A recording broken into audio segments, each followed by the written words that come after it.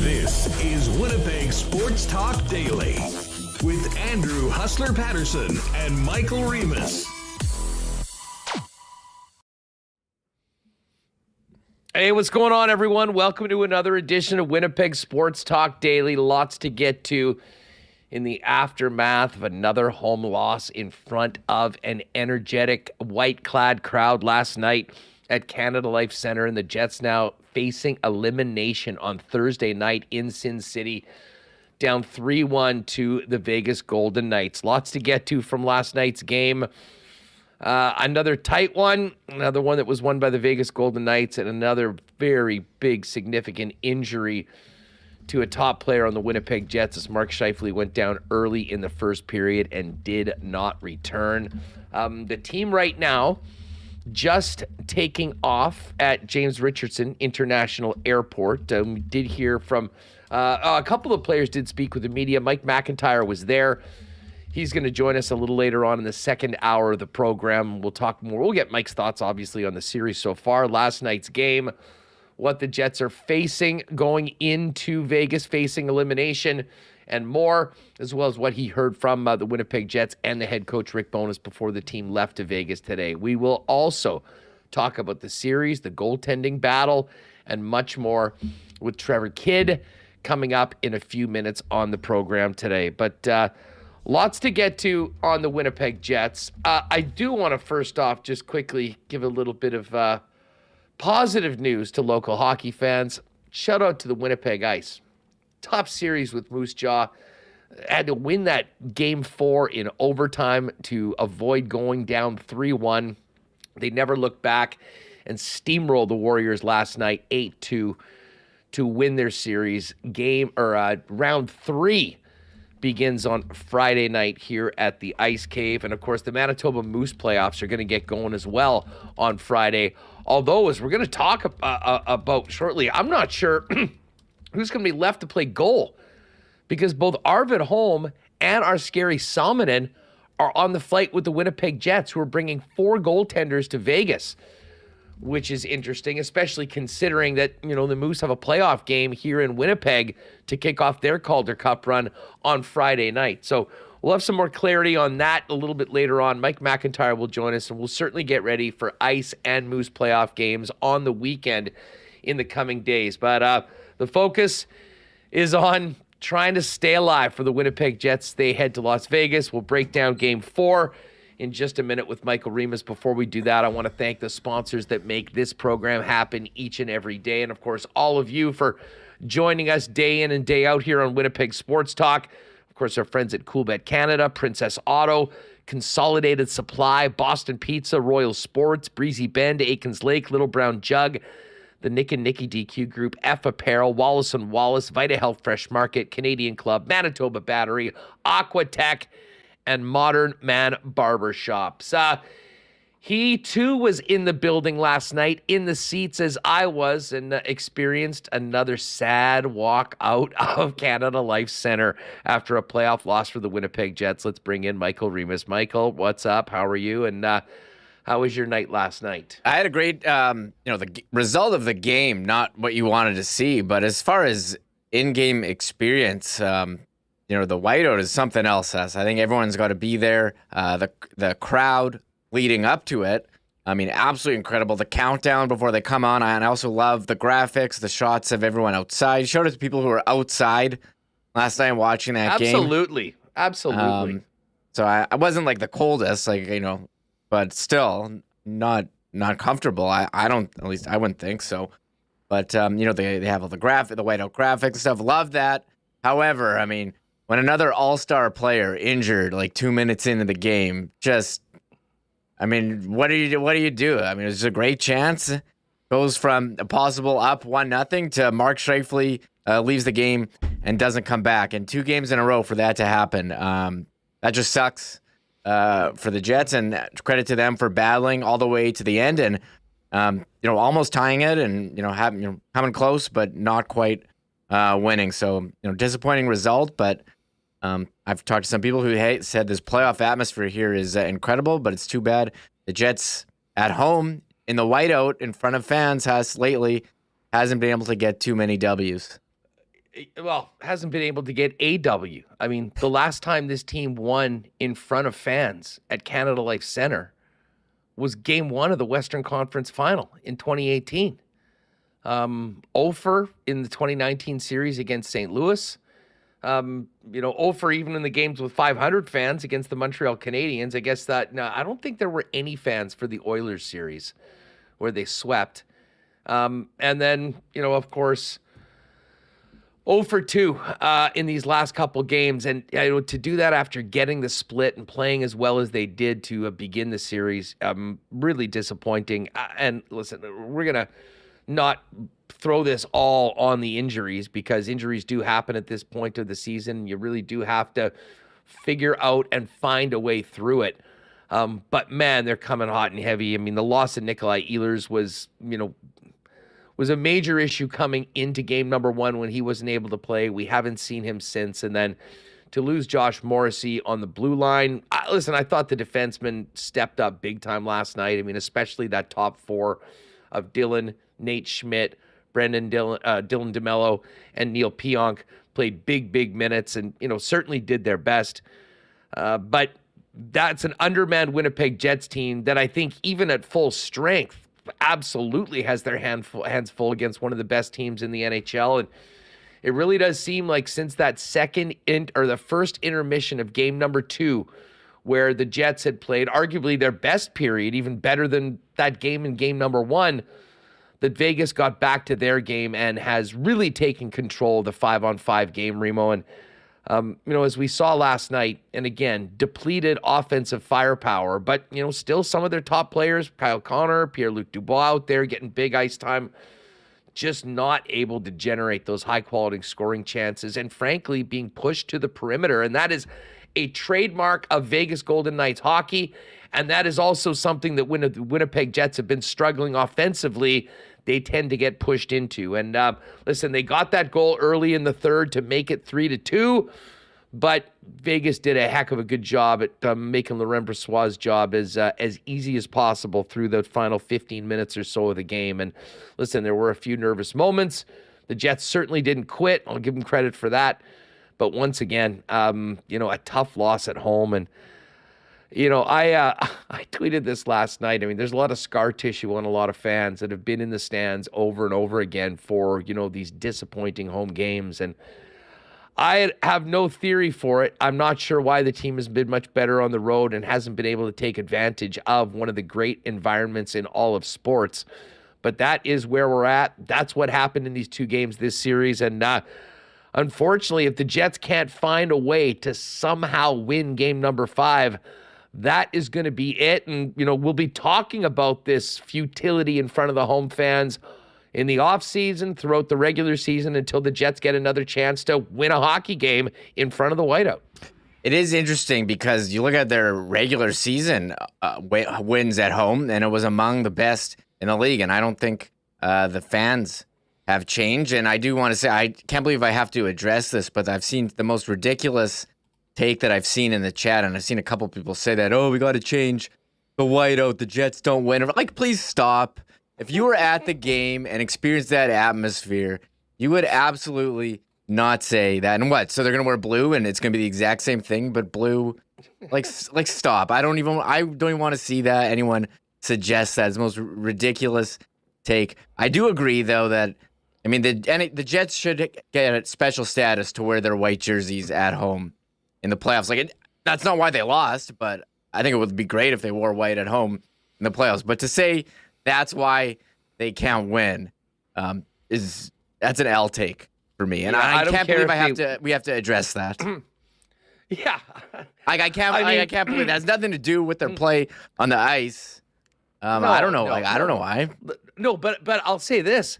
That atmosphere should be a huge boost to the home team. And I'm sure people have theories. I mean, I'm not sure that, with all that energy and excitement, it, puts more pressure on players and they're not able to play their best. I put it this way. I think it has absolutely nothing to do with any of that. And, unfortunately, the Winnipeg Jets just haven't played well enough in these home games or got breaks or had their guys out. I mean, you can go down the long laundry list. There's a lot of games we're talking about. But it really doesn't make any sense. And, Reem, this is not actually anything new. I did a tweet last night. I should get this up because this number, and I mean, I'm sure there was a lot of people like myself that, went out afterwards and sort of, just tried to put it all together, what we just watched. There was a graphic that TSN threw up on SportsCenter last night that talked about the worst playoff home winning percentage in the National Hockey League for active NHL franchises. And I hate to say it, and this is not news to any of you who, like me, have been in the stands for pretty much all of these games, but the Jets have the worst home winning percentage in the playoffs in the entire National Hockey League. 24 games at home and 7 wins. Does that winning include percentage Atlanta? Of 292. I mean, do we count bubble games for that? Like, should we count bubble games? Like, were those really home games? Well, with no fans? Let's think about this. We're talking about 2 games in Edmonton. 2 games against Anaheim. Mm-hmm. 0-2. I believe they won all 3 in the Minnesota series in 2018. They lost 2 of 3 at home against the Nashville Predators in 2018. Let's not forget the Jets won 3 of 4 on the road in Nashville. And then in the series against the Vegas Golden Knights, ended up being 1-2 after winning game 1. And of course, that game number 1 win is the last time that this team has won. Yeah, and then they lost 3. And I actually think it includes the 2 wins against the Edmonton Oilers. Now that I'm thinking about it, bottom line is 292 winning percentage at home. The Blue Jackets have 6 wins in 19 games for a 316 winning percentage. The Wild have 17 wins in 44 games for a 386. And the Coyotes have 25 wins in 61 games for a 410. That is not the neighborhood you want to be in. And listen, I think that the fans obviously deserved a better fate at some point in this series. And, the way that they battled back in game number 3 to get it to overtime and then to double overtime and to lose was an absolute heartbreaker. But last night, I think everyone in the building, despite the fact that, Blake Wheeler was able to score on the power play and get the team up 1-0, and I think really get some energy going, it was really clear, Reem, that this loss of Mark Scheifele was going to affect everything last night for Rick Bowness's squad. You had Kevin Stenlund moving up, playing some big minutes. You had 2 players in Menelainen and Axel Jonsson-Fjallby, who played only 5 or 6 minutes because of the mismatch. And, of course, the Jets, chasing the game and trying to put their best foot forward. But that was a game where they absolutely needed some of their best players to step up. I'll give Neil Pionk credit. I mean, man, he's been productive, and he played, 27 and a half minutes last night. But they needed an extra save from Connor Hellebuck, and they needed something, especially from that top line of Pierre-Luc Dubois and Kyle Connor. And the Vegas Golden Knights handled those guys quite well last night. And, Adam Lowry and his line continues to grind. And, Nemetsnikov was in there. I mean, I can't fault the effort by any stretch of the imagination. Blake Wheeler had one of his best games in a long time, but it just wasn't enough. And, as I say, it's a familiar feeling, unfortunately, for Jet fans leaving that building after another loss. And I have no theories whatsoever on why this is the case, but it's something that, hopefully will change at some point soon. But we're sort of used to this now, and there's a lot of scar tissue on a lot of fans here. I will say this. I tweeted out last night that, I hate to say it, but I'm sort of used to this, and it's sort of life of a Winnipeg sports fan leaving the rink. And a lot of people, were kind of coming at, hey, don't forget about the Bombers. Listen, I'm not, but I'm also not 20. I mean, I've been here for a while. I remember the 29 years before. And to be honest, I did think about the 2019 Grey Cup and just how long that was coming, and how much more we appreciate that because of what the road it took to get there. So, listen, these are the hard miles right now for being a Jet fan and being a Winnipeg sports fan with the hockey club right now. But it's not over, and the teams certainly can't, maybe feel sorry for themselves like maybe fans are right now, because they got to figure out a way to get this series back to Winnipeg for Saturday night, and that means winning a hockey game Thursday in Vegas, where they've already won one game, although big questions as to who was going to beat. We'll get to, some of the audio in a minute, but as far as today goes, Nikolai Ehlers is going to practice tomorrow. Again, I had a million people last night ask me what's going on. I have no freaking idea, folks. I mean, this has been one of the most stranger injury sagas that we've seen in a long time, of a guy that says, I'll be there, I'm playing, and still hasn't been cleared by the doctors. Man, it would be nice to see Ehlers at least get an opportunity to play in this series and maybe add a little bit to the offense, considering what's happened elsewhere around him in the lineup. And Mark Scheifele apparently is feeling better and has not been ruled out for Game 5. Mike, and we'll talk to Mike about this a little later on, said he just saw him here, feeling pretty good.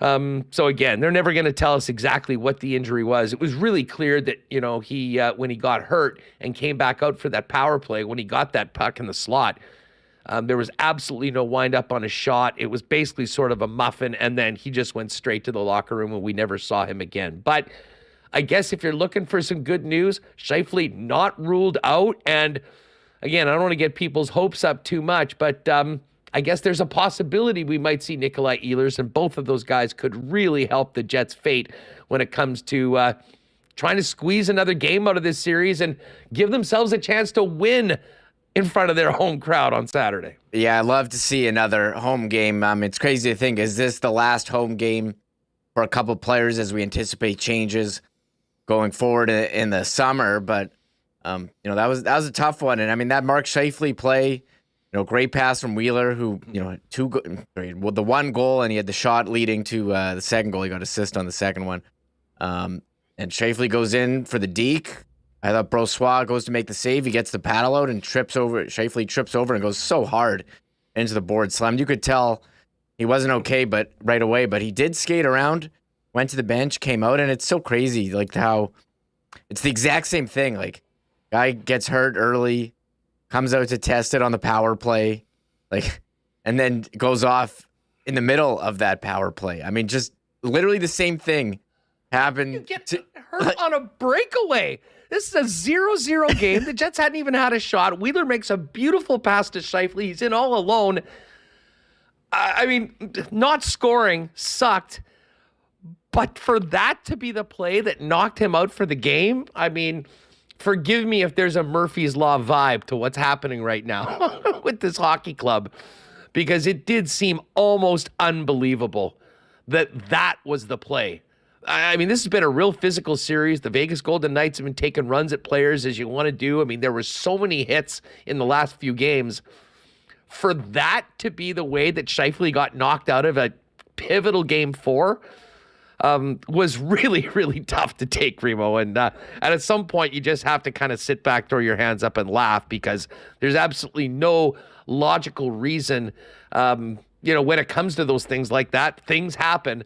But for that to happen in the way that it did, said something about the hockey gods not smiling on this hockey team or the fans that follow them. Yeah, I mean, I don't know what to say. And for Mark Scheifele, I mean, you look at his playoff record here the last couple of years. You had in the bubble, Matthew Tkachuk takes out his Achilles in the Calgary play-in series. That was the pre-bubble, and then you had the no fans hit on Jake Evans where he gets suspended for.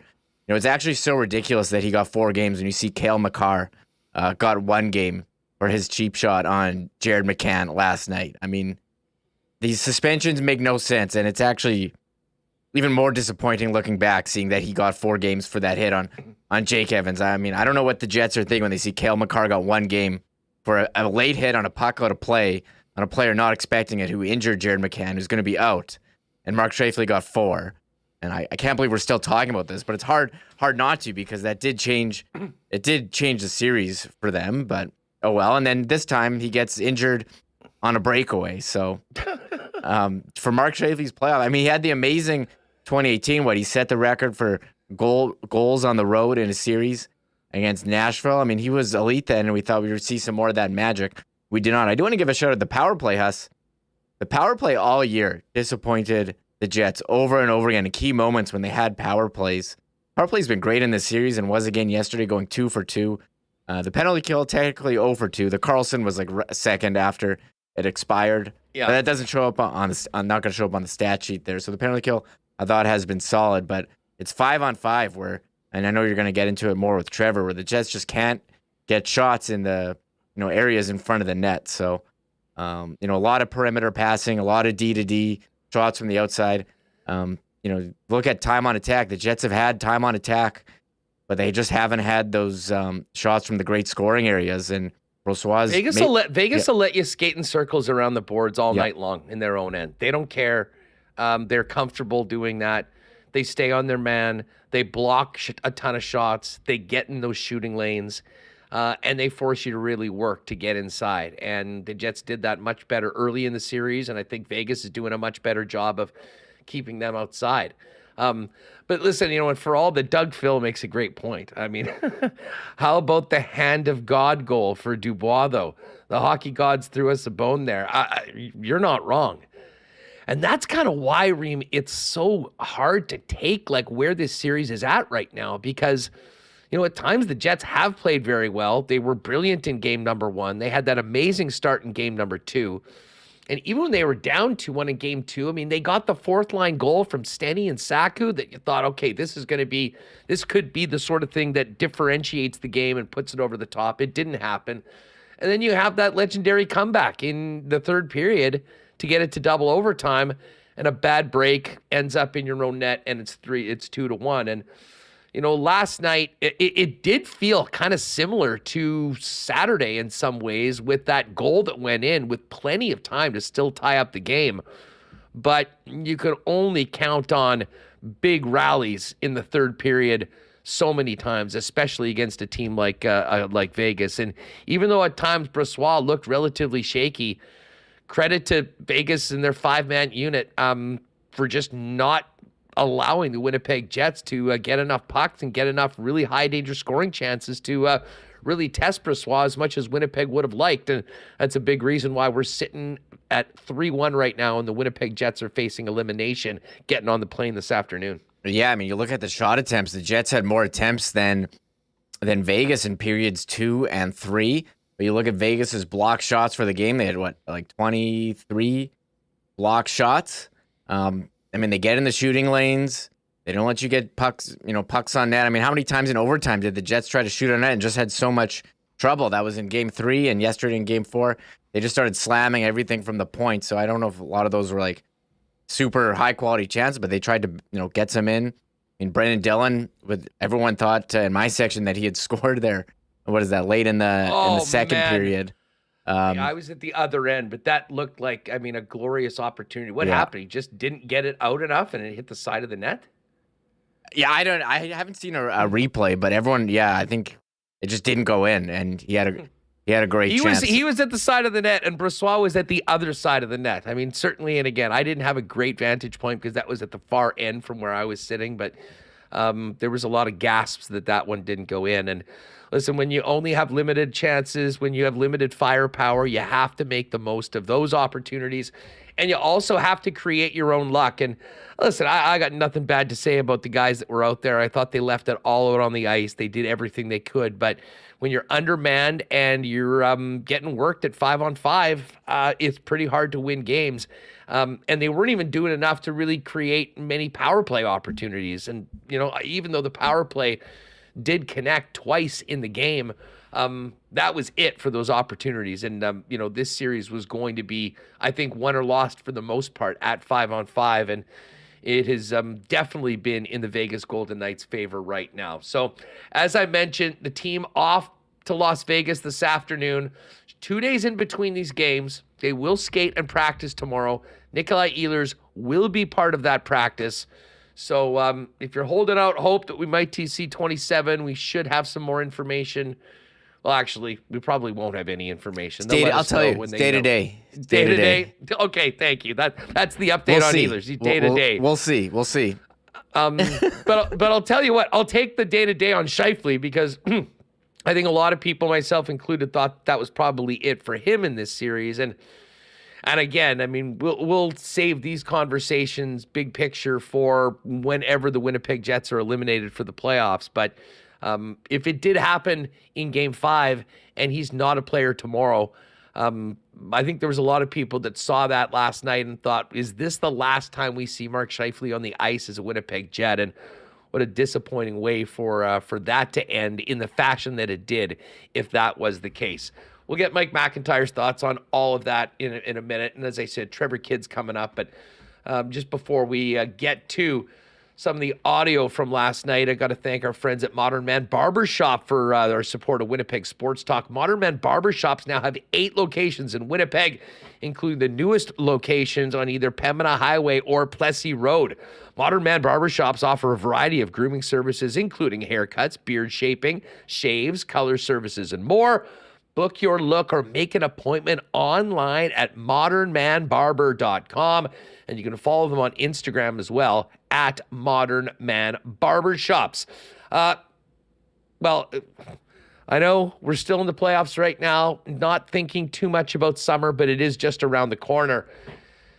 Aquatech suggests that you make 2023. You take the plunge with Aquatech. Visit aqua-tech.ca to design your own custom pool. Their team can provide on-the-spot pricing from designers as well as financing options that suit you. And when you're thinking about an addition to the outside of your home, what about whole home renovations with Aquatech? With thousands of renos as their foundation, let Aquatech upgrade any space in your home. If you're looking to finance, their team can provide plans that suit you. Schedule a design visit today to learn more about design, pricing, and financing options at aqua-tech.ca. Well, gang, it wasn't necessarily good times after the game. Certainly was last night with the whiteout. We have been enjoying playoff hockey, and Manitoba Battery celebrating their 10th birthday with more and more sales for all you folks that are getting ready for summer fun. This time they're blowing out golf cart batteries for those that use your car to enjoy our beautiful Manitoba courses, or for those that use your car to enjoy a cold one as you tour from friend to friend at your summer getaway. 6-volt golf cart batteries are now $167, and 8-volt golf cart batteries are $177, and that's just the beginning, and the value of those prices include free delivery anywhere in the city limits.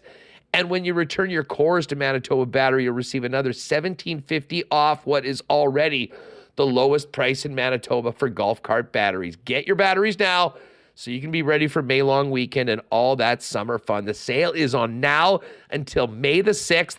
Pop by and see him at 1026 Logan Avenue. For more information to order, go to manitobabattery.com. And a big cheers to our friends at Canadian Club. It won't be long before we're at IG Field, cheering on the Bombers and enjoying those delicious CC and Gingers, as of course Canada's favorite Canadian whiskey is also the official spirit of the Winnipeg Blue Bombers and Winnipeg Sports Talk. You can pick up Canadian Club at your local Manitoba liquor marts and look for the CC and Gingers, now available in 473 milliliter cans at liquor marts and your favorite local beer vendor. All right, let's get to last night, Remo, and we'll talk first to Bones and hear from Rick Bowness on what he thought about his club. I mean, I think he's still proud of the way they battled. A number of unfortunate things that happened, including the injury to Mark Scheifele. We'll start it off with Bowness talking about Scheifele after yesterday's game.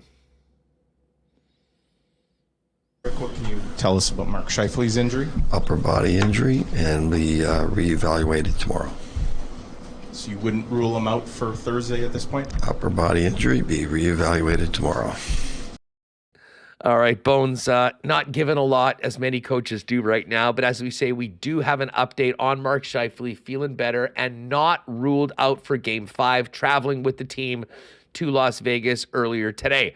Bones talked about how they played after the injury, which of course was pretty much the entire game, with it happening, just like Josh Morrissey, early in the first.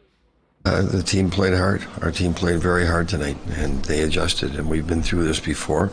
Early in the year, we had 5 or 6 guys out, now key guys, and now we're faced with it again. The difference now, obviously, is you're in the playoffs, and you're playing an excellent hockey club every night, and they are a good hockey club, and so are we. We'll find a way. We fought through this before.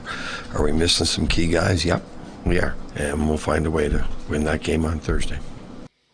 Yeah, that's what it's all about, finding a way to get the series back to Winnipeg and hopefully winning one in front of the home fans and getting it back to Vegas. Here's a quick one on Bones on the 3-1 deficit. Hey, we are where we are. We'll just have to, we've won in there before. We won Game 1. We got to go in there and do it again. Pretty simple. Get out there and get a win. Get this thing back to Winnipeg. Bones did expand, though, on the guys that did play last night that were able to go, how hard they drove, unfortunately just not able to get that extra goal to tie it up in the third. Yeah, but listen, our guys worked very hard tonight. They're a good hockey club over there. And again, during the regular season, you have your injuries and you're playing different teams every night. And some are at the bottom end of the scale and some are at the top end. We're playing an excellent hockey club every night, but that's what the playoffs are. And yeah, we've sustained some injuries, and we have to fight our way through it, and we will. Well, listen, we're going in there Thursday, and we're going to give everything we've got, and we're going to try to find a way to win that game. Simple as that. All right. Pretty simple message from Rick Bowness, Reman. I don't really think you could you can't dwell on the injuries. As they say, it sucks from a fan's perspective, and you realize what the team is up against, and then to have that sort of luck go against you. But from a head coaching standpoint, we'll talk about this with Trev, it's a very simple message. Focus on what you can control. Get out there, have a good first shift, have a good first period, and find a way, basically. That is the task at hand for the Winnipeg Jets if they don't want to be making tea times on Friday.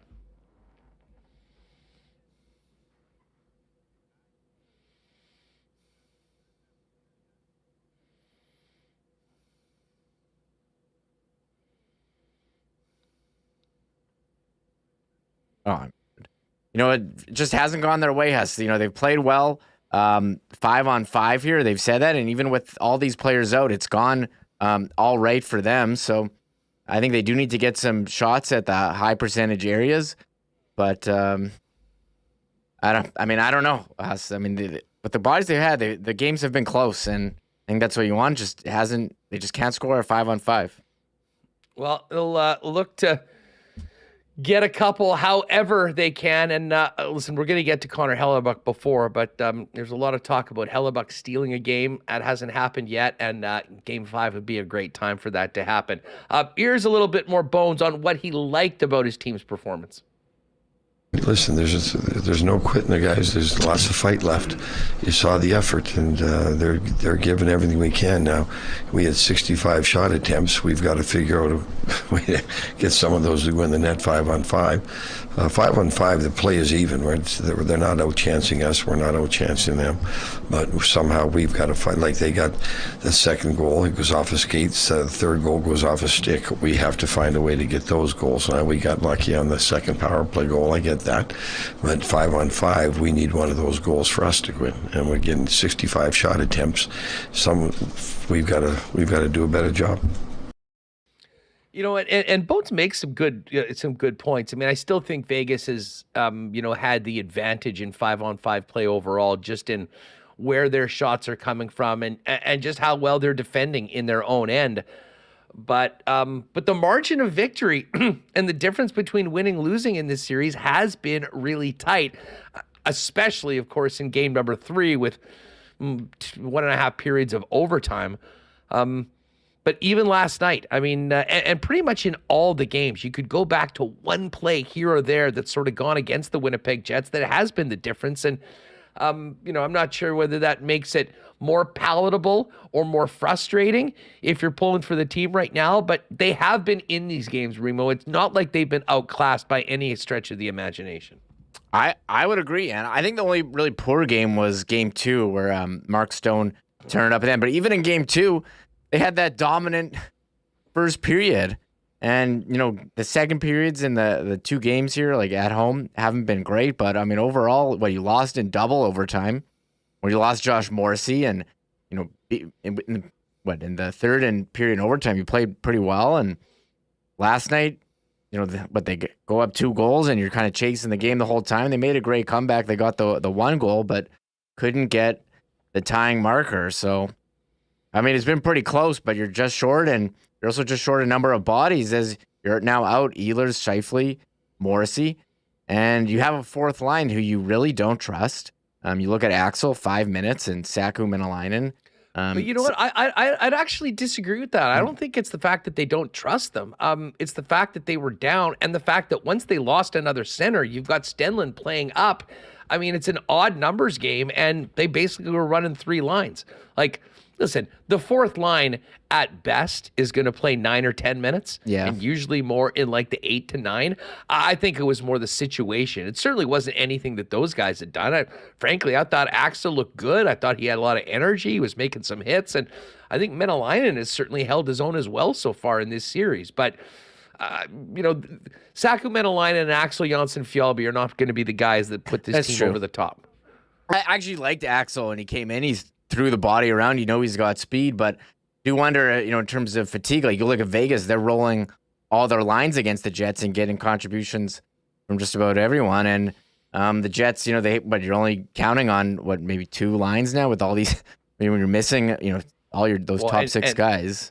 And guys from the fourth line, to your point, are playing so well, they're getting moved up in the lineup. Winnipeg or Oakbank's Brett Howden, who had 2 goals last night, including the first one off of a rebound of his own shot after it was blocked by Neil Pionk, moving up and taking the place of Ivan Barbashev, who was their big trade deadline acquisition. So there are some things going on. T-Will with a good one here.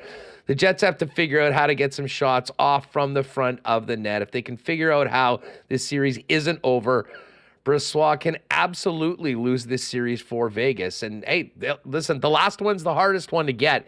And a lot of people have counted the Winnipeg Jets out right now. You never know what can happen if you can't get to that goaltender. And, they'll have one more opportunity to do that in Game 5 to see if they can force the 6th game. Here's a little bit more. This is 6, Remo. Here's a little bit more from Bones on the current predicament of the Jets being down 3-1 heading to Vegas. And the odds and all that stuff and the history, it means nothing to us. It means nothing of the odds of coming back. The only thing that matters is finding a way to win Thursday night. So you can throw all the history of the league at me and the odds of coming back. It means nothing. Only thing that matters is going in there Thursday night and winning a hockey game.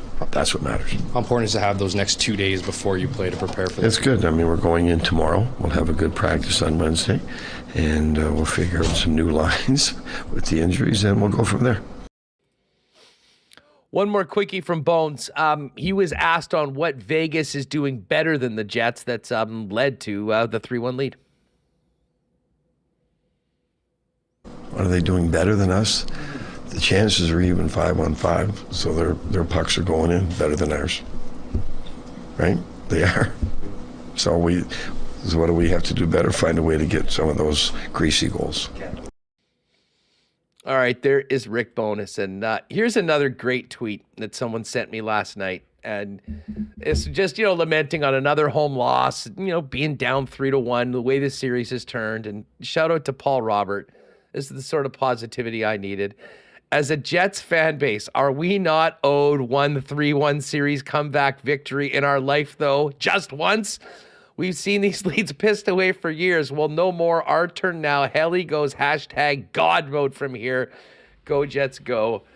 Love that positivity. And hey, listen, anything's possible in playoff hockey. And wouldn't that be great if that was a prophetic tweet from Paul? Let's hear from Blake Wheeler. He had a heck of a game last night when his team needed it.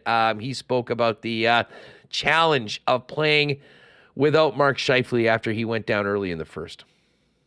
It's unfortunate, obviously, to lose Mark, a guy we really rely on. So the guys battled extremely hard, and we just couldn't get a bounce 5-on-5. I mean, 5-on-5, I think we really liked our game, and we had some really good looks, and I suppose we got a good bounce there on the power play. But we liked a lot of what we saw 5-on-5, and we just couldn't get the extra one we needed. All right, Wheeler also, listen, he's been through a lot of playoff hockey here in Winnipeg with this club.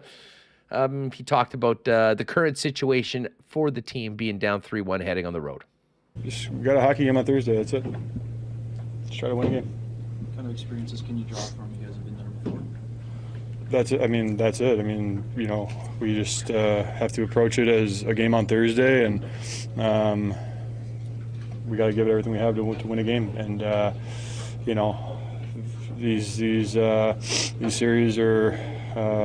can be interesting the longer you keep them alive, and you just, like I said, want to give everything we got Thursday and come out of there with a big victory. Well, the Jets certainly haven't been getting any very good luck. I mean, whether it comes to a little bit of puck luck, Connor Hellebuck talked about that earlier today, or the injuries, which have been a huge factor in certainly these last two games at home. First losing Morrissey, then losing Scheifele early in Game 4. Wheeler touched on that as well after the game. Yeah, it was bad luck. I don't know, whatever you want to call it, but it's not something we can really dwell on. We got to focus on the bodies we have available, and certainly we feel like we have enough to win on Thursday, and we'd really like to have the guys that aren't able to go. But like I said, we believe in the group we got, that we'll go out there on Thursday, and we're gonna fight like hell. Well, they'll fight like hell, and as I said, from the update today, we'll maybe find out a little bit more tomorrow. But Nikolai Ehlers will skate with the club, and Mark Scheifele has not been ruled out for Game 5. So we'll see how that shakes out before the puck drop on Thursday night in Sin City. One more from the longtime, now former captain of the Jets, Blake Wheeler. He talked about the Jets finding their best during some of their most adverse moments over the past season.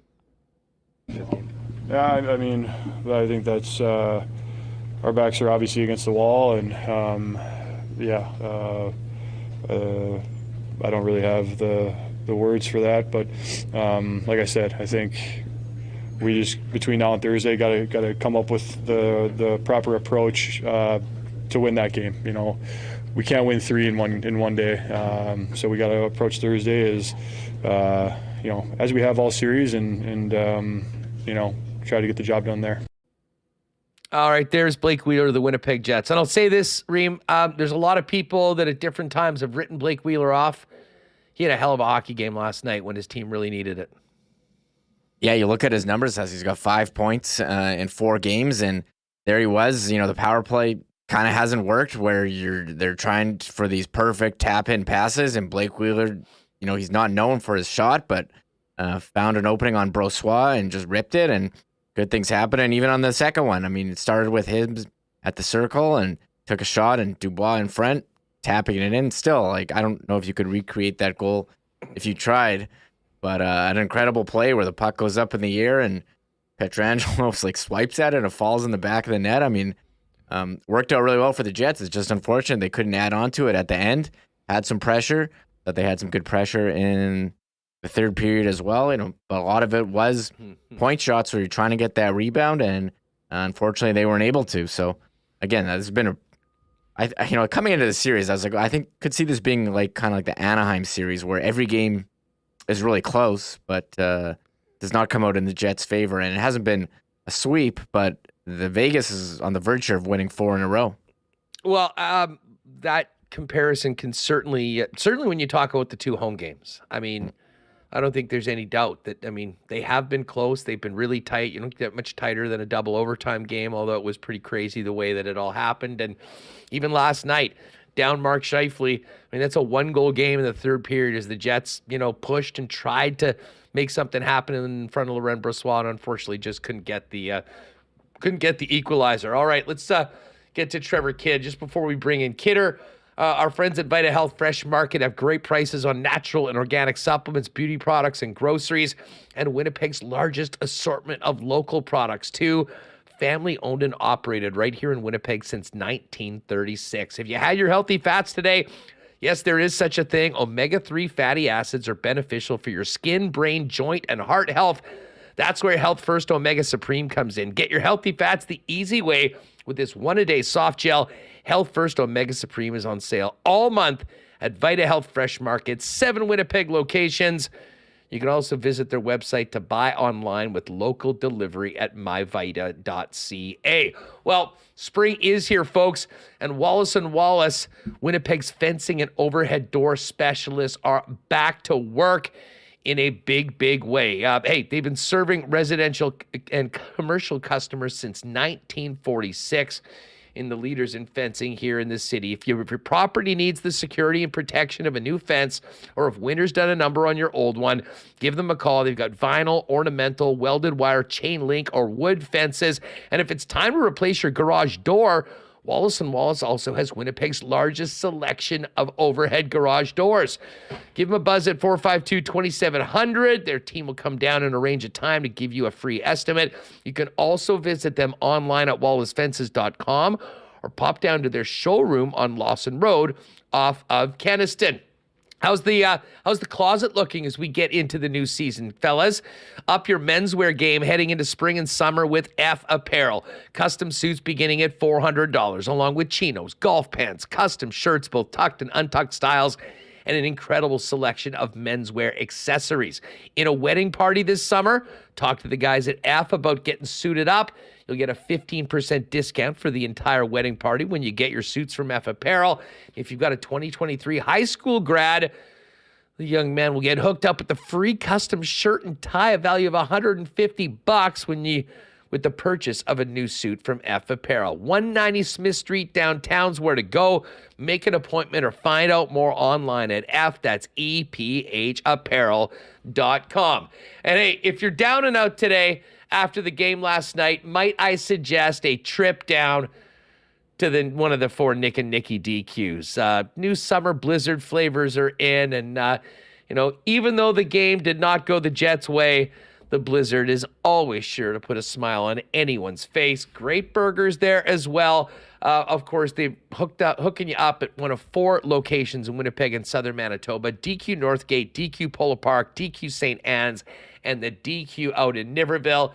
Hit them up on Instagram at DQ Manitoba if you do need a DQ ice cream cake or blizzard cake for an upcoming party or event. All right, Mike McIntyre was there with the club a little earlier today, hearing from the Jets before they hit the road. We'll talk to Mike coming up in a bit, but first, let's welcome in our good friend Trevor Kidd for his thoughts on last night's game and the Jets' predicament. Kidder, great to have you back on the program. Oh, man, another tough one. We've been here before. Oh, man, it's a tough stretch now for the Whiteout. What is it, 7 straight home games without a win? Oh, at least 2 of them only had 500 fans at them. I was at 5 of those 7 and tweeted out last night, kind of used to those sad walks out of the rink after these playoff games. I mean, it's such a shame. I mean, the energy that I think the fans brought to those 2 games was amazing, and it was something we've missed for a long time. But man, the story just seems to end the same way. And I mean, I guess right off the bat, there's a Murphy's Law element to this hockey club, unfortunately. And I mean, Mark Scheifele getting injured on a freaking breakaway right off the top of the game. I mean, you think this is going to be 1-0? No, and you're down an important center. And I mean, it just compounded everything with the loss of Ehlers and the loss of Josh Morrissey. But again, it's playoff hockey. That is going to happen. And I give the team a lot of credit for the way they battled and hung in there. Agreed. But man, as far as the level of play right now on both sides, I mean, it does seem like Vegas, after an iffy start really in those first 4 periods, is showing why they're the number one team in the West. And man, the Winnipeg Jets are having a tough time getting it off the perimeter. And that is when the Vegas Golden Knights are at their best. Man, you packaged a lot right there. Where do we want to start? I mean, the injury thing certainly is, I mean, if you look going forward, it certainly can reflect on what we've seen here to this point. But, you know, the series being 3-1 now, how did the Winnipeg Jets manufacture wins? How do they get back into the series? How do they win this series? You have to look at the injuries. I mean, how we got here to this point. I mean, Ehlers is and I was talking to you there, you know, just before we went on here, is an interesting thing in itself. You know, here's a guy that said he'd be ready game one, that he would not be denied playing in game one, and still not medically cleared to play after 4 games. It'll be interesting, the presser, whenever the season is over for the Winnipeg Jets, on what actually went down there. And your best defenseman, I mean, look at, you look around in the league, look at the Tampa Bay Lightning losing Hedman there for a game. You can't, what Josh Morrissey brings to the team, certainly, you know, ground level from a leadership perspective is one thing in that locker room and leading by example on the ice. But how he defends, certainly for a smaller stature type defenseman, but the X factor is certainly the offensive part of this game, right? That first pass in the defensive zone, getting up into the rush, being a part in the offensive zone in generating offense.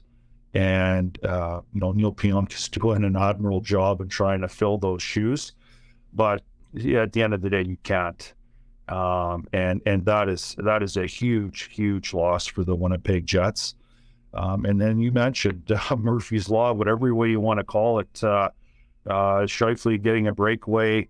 You could see he tried to stay with it. He tried to work through it, but you know, he had that power play. He took that one-timer, and you could see, boy, that really jarred something. If it wasn't, you know, again, we're speculating, but look, the way he was skating off the ice there, to be some sort of, you know, arm, shoulder type injury, and the way he took that one-timer, you know, Mark Scheifele usually has a bit of a wind up to his one-timer on that left side circle, and you could see it was a shorter type wind up and trying to get that one-timer off, and it hurt him, and he went right off the ice then. So you know what, again, the injury thing is tough, whether it be Ehlers, and we'll see what happens here for game 5, but you know, losing Morrissey, moving Scheifele, I don't know how you recover from that. Certainly we can speculate, we can talk. Connor Hellebuyck, you look at you know, what's left here in this series, that he has certainly played well, but they are going to have to defend like there is no tomorrow. Connor Hellebuyck is going to have to play like there's no tomorrow himself and try and win these next few games. I don't think you're going to see a 4-3, 5-4 hockey game. It's going to be a 2-1, win it late in the third period type thing. It's just the only way with the offense, and you touched on it. The offense has, Winnipeg has had its moments, certainly in finding some traffic in front of Brossoit, but there hasn't been enough of it, right? You look at the Vegas opportunities that, you know, what Connor Hellebuyck is having to do to keep pucks out of the net, the middle part of the ice, the redirects, the stuff in front of the blue paint. Winnipeg hasn't found, you know, you think back to certainly in game 1, but, you know, towards the end of the regular season, a lot of that success for the Winnipeg Jets was coming right down the pipe, right in front of the goaltender. And whether, you know, again, give Vegas a little bit of credit, you see a puck come around Laurent Brossoit, they are swarming the front of the net in regards to defending the front of the net, and it's a tough area for the Winnipeg Jets to get into at the moment, but they have to find a way. There's, to me, a little bit too much perimeter play from an offensive perspective, which is a little bit frustrating because there was a moment, Huss, game 1, when Dubois scored his goal coming down the left side circle. And if you remember the video clip there, he kind of skated back towards the Winnipeg Jets and looked to chirp Brossoit a little bit. I'm like, when I looked at that, I'm like, oh boy, they don't have a whole bunch of respect for Brossoit. You don't see a Vegas team member when they scored Connor Hellebuyck giving him some lip service, and here's Dubois doing that to Brossoit. And, anytime the puck has been around, and give Brossoit some credit, he has played well. But the adventures when the puck is in and around that blue paint, the amount of times that he's been sideways, making a save with, he's been looking at the video camera in the net on plenty of these saves that he's made, right? It's been an event, but they just haven't had enough sustained pressure in that middle part of the ice, whether it be the blue paint, the slot, the high tip, and the garbage goals, right? They usually come from being in those areas. And you try and think of how Winnipeg's going to get success here. As I mentioned, defending like crazy, Connor Hellebuyck, playing like there's no tomorrow. Somehow the Winnipeg Jets are going to have to find the middle part of the ice if they're going to find success in putting a few past Laurent Brossoit here. Yeah. In the next few games. In a lot of ways, I mean, that is sort of easier said than done, and I think teams all season long have been learning that against the Vegas Golden Knights. I mean, when they are playing their best, they're not letting people in the middle, and they're more than comfortable to have you skate circles around the outside of the offensive zone. They don't give up many shooting lanes. They're very aggressive in on the shots, so they're great at blocking shots as well. And they play a very strong, tough style of hockey in front of their own goaltender. And we've certainly seen that be a big, big shift. And when you lose the players that the Jets have had, there's a lot more that falls on the shoulders of some of your big producers. And, I mean, I can't count how many times Kyle Connor and even Pierre-Luc Dubois, to be honest, have gotten the puck going into the offensive zone and have to double back when they come in, and then it's finding a way to sort of get it in there. And that's got to be frustrating for a team that is already up against it and has to work so hard for their scoring opportunities like the Jets do right now. No, and that's it. I mean, again, to touch on what you just mentioned, the Vegas, that is their bread and butter. They are a pretty good defensive team, and in their own zone, they are a real compact defensive team. And when there is a puck in and around that middle part of the area, because of how compact they are, they defend that area tough. They're a physical team. When anything comes in there, it's a pack mentality. And they work real hard to either get that puck back out to the perimeter or have puck possession come from it. And you've seen them many times, and you talk about their defensive game and getting the puck back. They're a quick transition team. And they've moved through the neutral zone a few times here over the series and getting back onto the offense here and creating some opportunities off the rush from, again, how well they defend.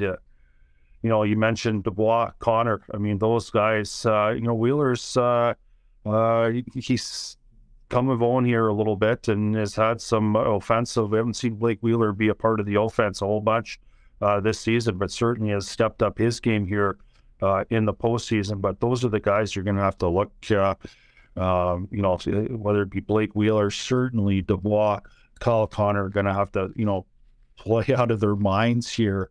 But they're going to have to find the middle parts of the ice, coming down the wing and trying to find, a shooting lane from the perimeter. And they have scored. They had a few of those opportunities, but they're going to have to find that middle part of the ice. Adam Lowry, you think of some of his opportunities, what that line does, and Adam Lowry arguably might be the best. If you're to, who's the MVP to the series so far, what Adam Lowry has done to this point, in leading by example, the physical type play, taking it on the chin, all those sorts of things. Boy, has he been impressive. But that third line and what Adam Lowry does in the middle part of the ice, he'd be a guy that I'd be looking for to set the tone in Game 5 in Vegas from that perspective, everything that we're talking about here. Trevor Kidd's with us on Winnipeg Sports Talk discussing the Jets' loss in Game 4, down 3-1 heading to Vegas, trying to stay alive and force a Game 6 here in Winnipeg on Saturday. Trevor, I think especially after what happened in the first game, I think we knew the Winnipeg Jets were very much in this. Mm-hmm. But, when you're playing against a great team like Vegas, the margins between the wins and losses are so thin. Mm-hmm. And it's often one play, one way or the other, that can be the difference. You never know when that moment is, right? Well, no, and I mean, I just think back to the last 3 games. I mean, down 2-1, they get the goal from Stenny, from Stenlund, from Saku Menelainen. You think, oh my God, a big fourth-line goal. I mean, that might be the thing. The comeback in Game 3, I mean, we're talking about for years, but ending. No, arguably Jets 2.0, Huss. I had a lot of people message me. That was the best period of hockey that they have ever seen, Jets 2.0.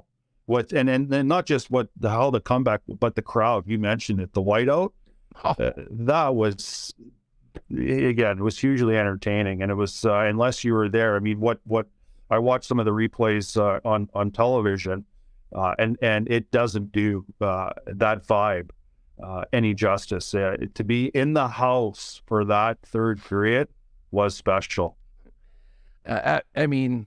It was, and we'll remember that fondly. The end of the game, though, not so much. And I mean, even last night, totally up against it.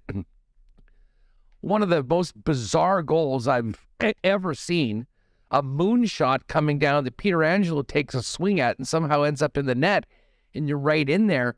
But just to the adventure I was talking about, including that puck is around Brossoit, there is something that is bizarre that is happening. And that, to me, you could say that was a one-off in most series, but when that puck gets in that area on Laurent Brossoit, that puck, I mean, the defending part of it, but how many times he loses vision, tracking of the puck, doesn't know where it is, it's lots. Well, and in a lot of ways, Trev, I mean, coming off of what happened on Saturday with that 3-goal comeback, even though Brossoit got the win and ended up holding it down for the first period of overtime and into the second before the winner went in, I really did think that the Winnipeg Jets were going to be doing everything they could to hammer as many pucks on the net as possible. And I mean, in a lot of ways, the Scheifele breakaway did one of 2 things. First of all, a great opportunity for Brossoit to make a huge save to sort of steady himself, give him some confidence at the beginning of the game and keep the game tied.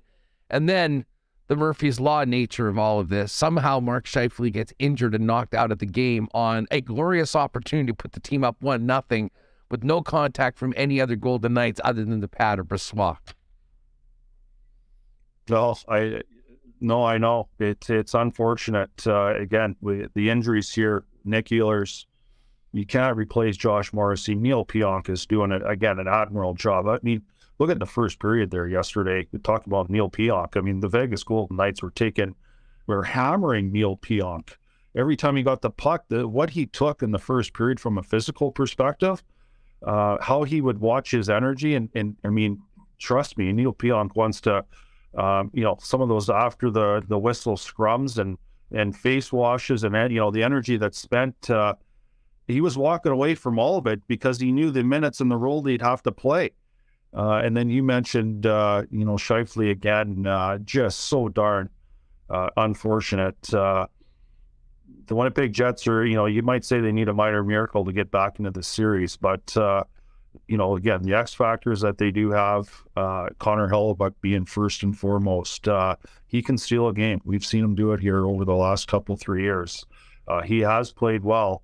He is going to have to step it up a little bit more. The defending the Winnipeg Jets are going to have to do, though, to get out of this series and move on, is going to be something of the ages because of, again, Vegas is a, generally speaking, healthy team. What they're generating, how they're finding the middle part of the ice from their perspective in the offensive zone. Winnipeg really hasn't found a way to completely close that down. And because of that, as I mentioned, Connor Hellebuyck is going to have to be so darn sharp. And then on the offensive side, you're going to have to see special, games come out of Dubois, special game come out of Kyle Connor. Wheeler's going to have to continue contributing.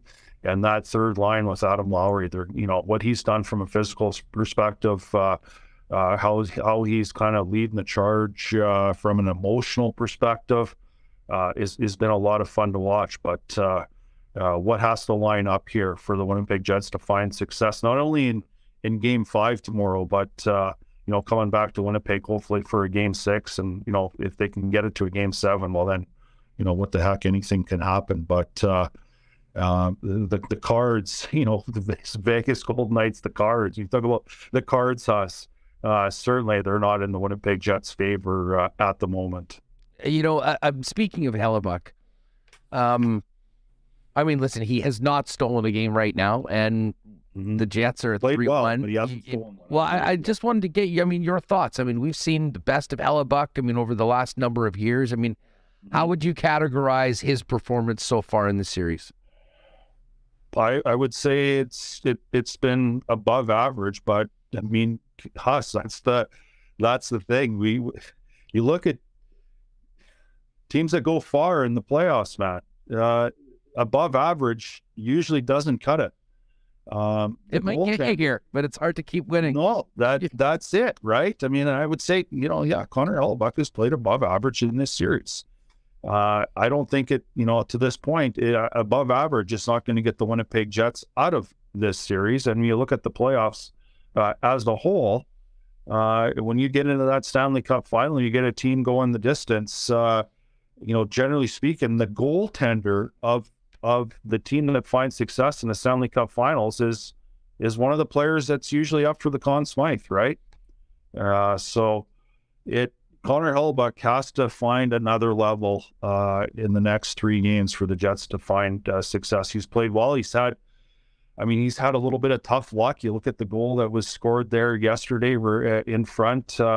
That's redirected. Was it Carlson or Marchessault's skate? It goes off. He somehow gets his darn pad caught on the inside of his thigh and turns him around and opens up his 5-hole. I haven't seen that type of play in any goaltender yet this year. He had one come down the wing there on the left side. When on first glance, that's a bad goal. It was high to the glove side. Then you see the replay, and it's just a small little tip in the mid slot that changes the direction and the trajectory of the puck. So again, he's played well. He's played above average. The goals that have been scored, I can't think of a bad one, to be honest with you, but he's going to have to play superhuman here. Certainly tomorrow, if this series is coming back to Winnipeg. Yeah, no, there's no doubt about that, Trev. When you look at the Jets and how they're presently constructed, you realize how they were going to be up against it to begin with, going up against a heck of a team like Vegas, and then you lose these players. Ehlers not able to go. Talked about Morrissey and now Scheifele. You've played a lot of playoff hockey in your day. You know what it's like in the dressing room.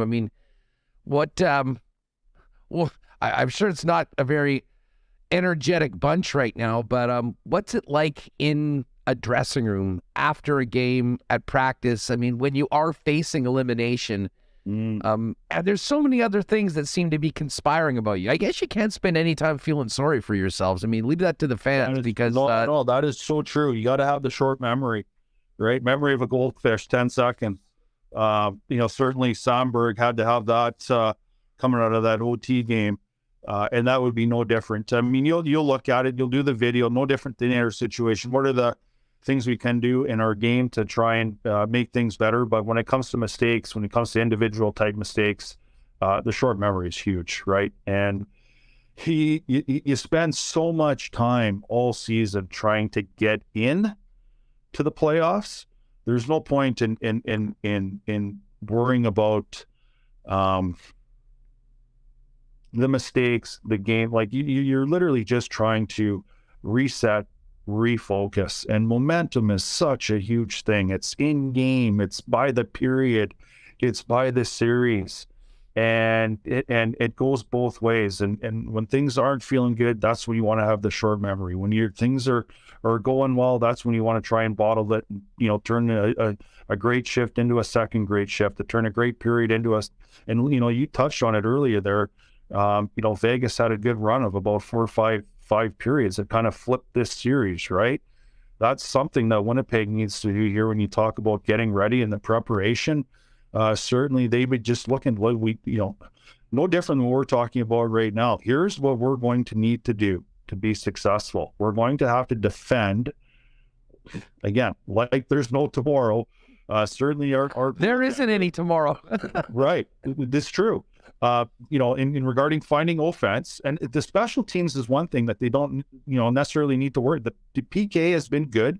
Yeah, Scheifele's got a couple goals. The power play has capitalized. So it's the 5-on-5 play, Huss, to me, that is the backbreaker here at the moment. Vegas is winning the 5-on-5 game. And it's not going to be any easier, certainly, in losing your best defenseman and one of your best forwards and one forward that is a part of your top six as well that hasn't played to this date. But I think the recipe for finding success is no different than what we just talked about right now. And it's that momentum type thing. Can they get off to a good start? Can they get that good first period in Vegas and turn that good first into a good second? And maybe through that, get this game late in the third, have a little bit of momentum and see what happens. Because certainly, again, coming back to, the series doesn't completely shift, but if you can steal that game 5 in Vegas, and say now you're coming back home, and I know back home here for Winnipeg hasn't been great. We talked about it right from the get-go. The Jets haven't won 7 straight here in front of the whiteout. But nonetheless, I would take my chances on getting that first one in 8 and taking that thing back to Vegas. But it all started, again, we're talking bigger picture here now, but if you're the Winnipeg Jets, you don't care about Game 6. You don't care about Game 7. All you care about is the preparation, understanding what you're going to need to do to be successful in tomorrow night's game. And that'll start with that good first shift. Again, Adam Lowry's been doing it. He'll be looking for him early in that hockey game tomorrow. He'll be setting a tone. Certainly be watching Connor, Dubois, again, Pionk, Dylan, Schmidt, on and on. Just watching those first few shifts, watching to see how they're getting into that hockey game and seeing if they can turn those first few shifts, that first 5 minutes, into a good first period, gain some confidence. And then, you know what, as late as that game can go tomorrow night, that serves the Winnipeg Jets at best, because to me, they'll have a good chance to win. Again, leaning on Connor Hellebuyck in having a game himself. If that game goes late in the third, for all the things that I've mentioned about Laurent Brossoit, they just need to get more pucks on him, because to me, if it comes down to late in the third period, who's going to steal a game? Who's going to win a game for you? Vegas, if you had all the chips, I'm putting them all on Connor Hellebuyck to steal a game late in the third period. Winnipeg just need to get it there. Yeah, hang in there and give themselves a chance to win. Exactly. Hey, do you have any theories as to why this team's record has been so bad in front of such an incredible crowd and atmosphere over the last years? It makes no sense, right? It makes no sense. Part of it now, I mean, when you talk, playing on the road was so different 15, 20 years ago, because the arenas were they were so different, right? Whether it be the boards, the locker room. I remember a lot of I played in Chicago Stadium. I played in Boston Gardens, the odd, all these old arenas that had cold showers. The heating didn't work. The air conditioning didn't work. Right. The boards were wonky. Like, everything was so different. And then you had the fan component, right? Playing on the road now, I think guys get just as fired up as the home team. And certainly coming into Winnipeg, that is a real treat. Never mind Winnipeg Jet player, the fans. A road team coming in to Winnipeg in the playoffs, that's a treat. Honestly, how fun is that to be a road team coming in and playing in that environment? I mean, that's why you play the game. And so if you take away all those other extracurricular components and it's just about playing the hockey game, that's what you want to do. You want to be in that environment. You want to have that excitement, the music, the crowd, all that attention, the whiteout outside. I mean, what is there not to love? Past that, from a road perspective, it's just been a little bit unlucky. The Jets need to just find a way. We've seen that here in many of these losses here at home, where you touched on it, just a little bounce, right? It's a little thing here, a little bounce there that didn't go the right way for the Winnipeg Jets. And unfortunately, in the playoffs, some of these games, whether it be in overtime, whether it be late in the third period, they just haven't been able to get over that hump and find the winning way. Hey, Kidder, just before we go, and I'm sure you and many people had these thoughts yesterday as the clock was ticking down and the empty netter went in. And I mean, these conversations are best saved big picture for the end of the series going forward. But there was a sense, even after Scheifele got hurt, I mean, earlier on in the game at the intermission, wondering, like, could that be the last time we see Mark Scheifele playing here for the Winnipeg Jets? And there is the potential that game last night, could be the final run for a big part of this core that has been right, basically the heartbeat of this team for a long time. And I think everyone involved would love to see, another game and try and get it back to Game 6. But we are at a point where this, when this is over, if the Jets aren't able to complete a miracle comeback and put this forward, man, this is going to be a very interesting offseason and one that is going to shape the future of this team for a long time to come, I think. Oh, man. Yeah, you're getting deep here now. And I mean, I think the last time I spoke to you is when the Jets were having a bit of a funk, and we were talking about, that seems like last year now. And that's not, what was that, 3 weeks ago? And we're talking about, bonuses, talking about motivating guys. And if they think they're working, they're dreaming. And then they found it was right after the San Jose game. Oh, right. And, we're talking about, oh boy, the change in the lineup, the core of this team, what's going to happen in the offseason would probably be considered not to be insignificant. And they find their way, they get into the playoffs, and the last couple of 3 weeks has been hugely entertaining and tons of fun to watch. And they've been battling and competing and scoring goals and playing real good.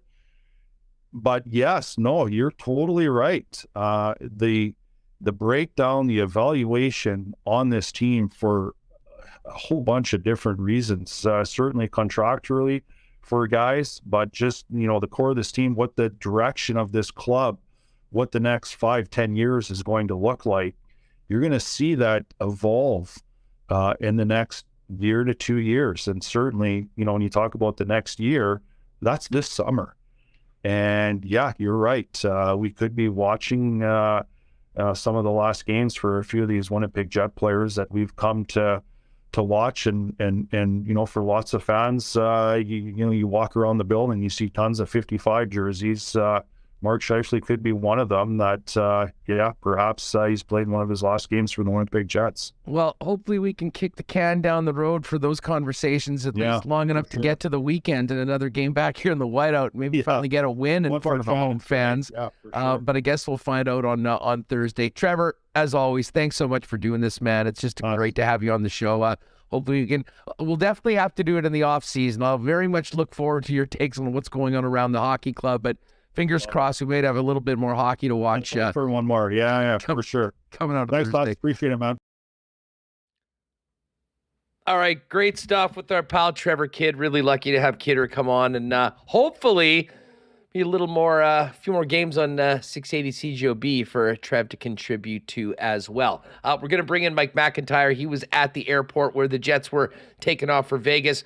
Just before we do that, a big thanks to our great sponsors at Princess Auto for their support of Winnipeg Sports Talk. At Princess Auto, you will find the best deals on the most unique assortment of tools and equipment around. Everything you need to complete the projects on your list or start something new is at Princess Auto. Pop down and see them one of two Winnipeg locations, Panet Road or Portage Avenue West. And you can always shop online 24/7, 365 at princessauto.com. Well, with the spring is here, many projects are just about going to get the green light to go ahead. Thinking about landscaping projects for your property? Well, the gang at Consolidated Supply and our pal Joe can certainly help you out. They are the leaders in irrigation systems as well as artificial turf, and the golf cart leaders as well as the official club car dealer in Manitoba. In addition to what they can do for your property through irrigation, they've got other great options, including hot tubs and amazing outdoor kitchen options, as well as small engine parts and repair. Pop by and see them at the showroom, which is open to the public down at 1395 Niagara Road East, or find out more online at cte.ca. Well, we might not have another home game if the Jets can't get a win. If they are back in it on Saturday, you know the passion and the belief will be back amongst Jet fans. You can always get your white and your best selection of Winnipeg Jets gear down at Royal Sports, Manitoba's #1 sports superstore, with the biggest and best selection of licensed team gear, featuring the Jets, Bombers, NHL, NFL, and tons of new Jays and Major League Baseball gear just in time for the start of the season. And with spring here, stocks arriving daily with soccer, baseball, softball, tennis, and much more, and a huge selection of bikes. See it for yourself, 750 Pembina Highway, and give them a follow on Instagram at Royal Sports Pembina for the latest merchandise drops and sale information. And BP is still your whiteout headquarters. We'll be packing your local Boston Pizza for Thursday night's Game 5 to see whether the Winnipeg Jets can get this series back to Winnipeg and play Game 6 in front of the home fans. And the new playoff menu driven by Fanalytics will be quite popular. The new dill pickle spears and the triple play platter, including cactus cuts, cheesy Bandera bread, and the Thai chicken bites, also very popular. And hey, 7 nights a week right now. We've got great playoff hockey. It's always a great night to gather with the gang down at Boston Pizza, your playoff headquarters. And if you are staying at home, you can always order online at bostonpizza.com. All right, let's get Mike McIntyre in here. Did we just lose Mike? No, he's there. We had Mike. I'm not seeing him. I thought he just popped in, and then popped out. Well, now we lost him. Yeah, we'll get Mike back in here, and as we said, Mike was down at the airport today as the Winnipeg Jets are taking off. If you joined us a little bit later, here's a little bit of an update from what is happening with the Winnipeg Jets. Nikolai Ehlers is going to skate tomorrow, and Mark Scheifele is not ruled out for Game 5 at this point, but I think we've got Mike with us. Let's see what Mike's got to say after he's back from the airport. Mike, can you hear us okay? No, he can't hear us okay. Well, we'll see whether we can do a better job of getting the connection up with Mike in just a minute. Couple of other interesting notes that we're going to want a little bit more information on. Big Save Dave is on the trip, but his injury status is TBD. And very interestingly, both Arvid Holm and Oskari Salminen are flying to Vegas. So the Jets are bringing 4 goalies to Vegas, which I'll be honest is really surprising because Connor Hellebuck's going to be starting in goal, and the Manitoba Moose have a playoff game on Friday. So we'll find out more from the Moose side of things as well as Mike when he gets on with us. But I can't remember a team bringing 4 goaltenders, Remo. And listen, we know how the Moose have been waiting for these playoff games to get going, finally starting at home against Milwaukee on Friday. It was a little strange to hear about all the goalies going on the trip. But I think we've reconnected with Mike, and he joins us now. Mike, you hear us okay? What's going on? Hey, Huss, just like so many of the Jets players, my connection was a little broken. The Jets are broken right now. It was quite something to see the parade of players coming through the airport today. You got guys limping. You got guys, with shoulder injuries or wrist injuries or mysterious injuries. If you're Nikolai Ehlers, like you got Morgan Barron with a big scar on his face, like They look like a team that's already been through, 3 rounds of the playoffs, and they've only played 4 games. But my goodness, have those 4 games ever taken a toll on the health of the Winnipeg Jets? And of course, now their season is on the line. But things are going good. We'll see what they can come up with here with their backs very much against the wall. You just brought up the injuries, and I mean, listen, you're a Winnipeg guy. You've been around here even before you were in sports. You were following sports very closely. I will admit, I had a major sense of deja vu walking out of that arena last night after another home playoff loss in front of an incredible crowd. And I mean, my God, when that happened to Mark Scheifele getting injured on a breakaway of all things in the first period. There was a real feeling of Murphy's Law around this team and this fan base a little bit last night. Will you grant me that? Oh, absolutely. I mean, whatever can go wrong seemingly has gone wrong. And there's some insult to injury, I think, for part of this too. You look at a guy like Ryan Hartman, who's, scoring the overtime winner. Don't even bring that guy's name up on this show. I am so triggered by this, although I'll be hate watching that game tonight and probably putting a sizable wager on the Dallas Stars, just hoping that done. I mean, you've seen some of these other suspensions.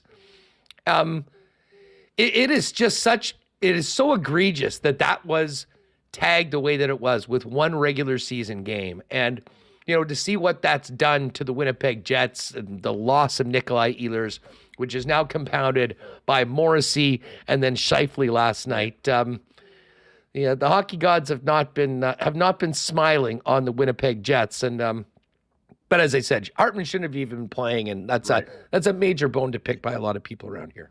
If you believe that the universe ultimately balances these things out, maybe it takes time. If you're the Jets, you hope that payback starts coming your way as early as Thursday night, and not maybe a season down the road. It's interesting. Connor Hellebuck, talking to him at the airport today, he talked a lot about luck, and he said that I don't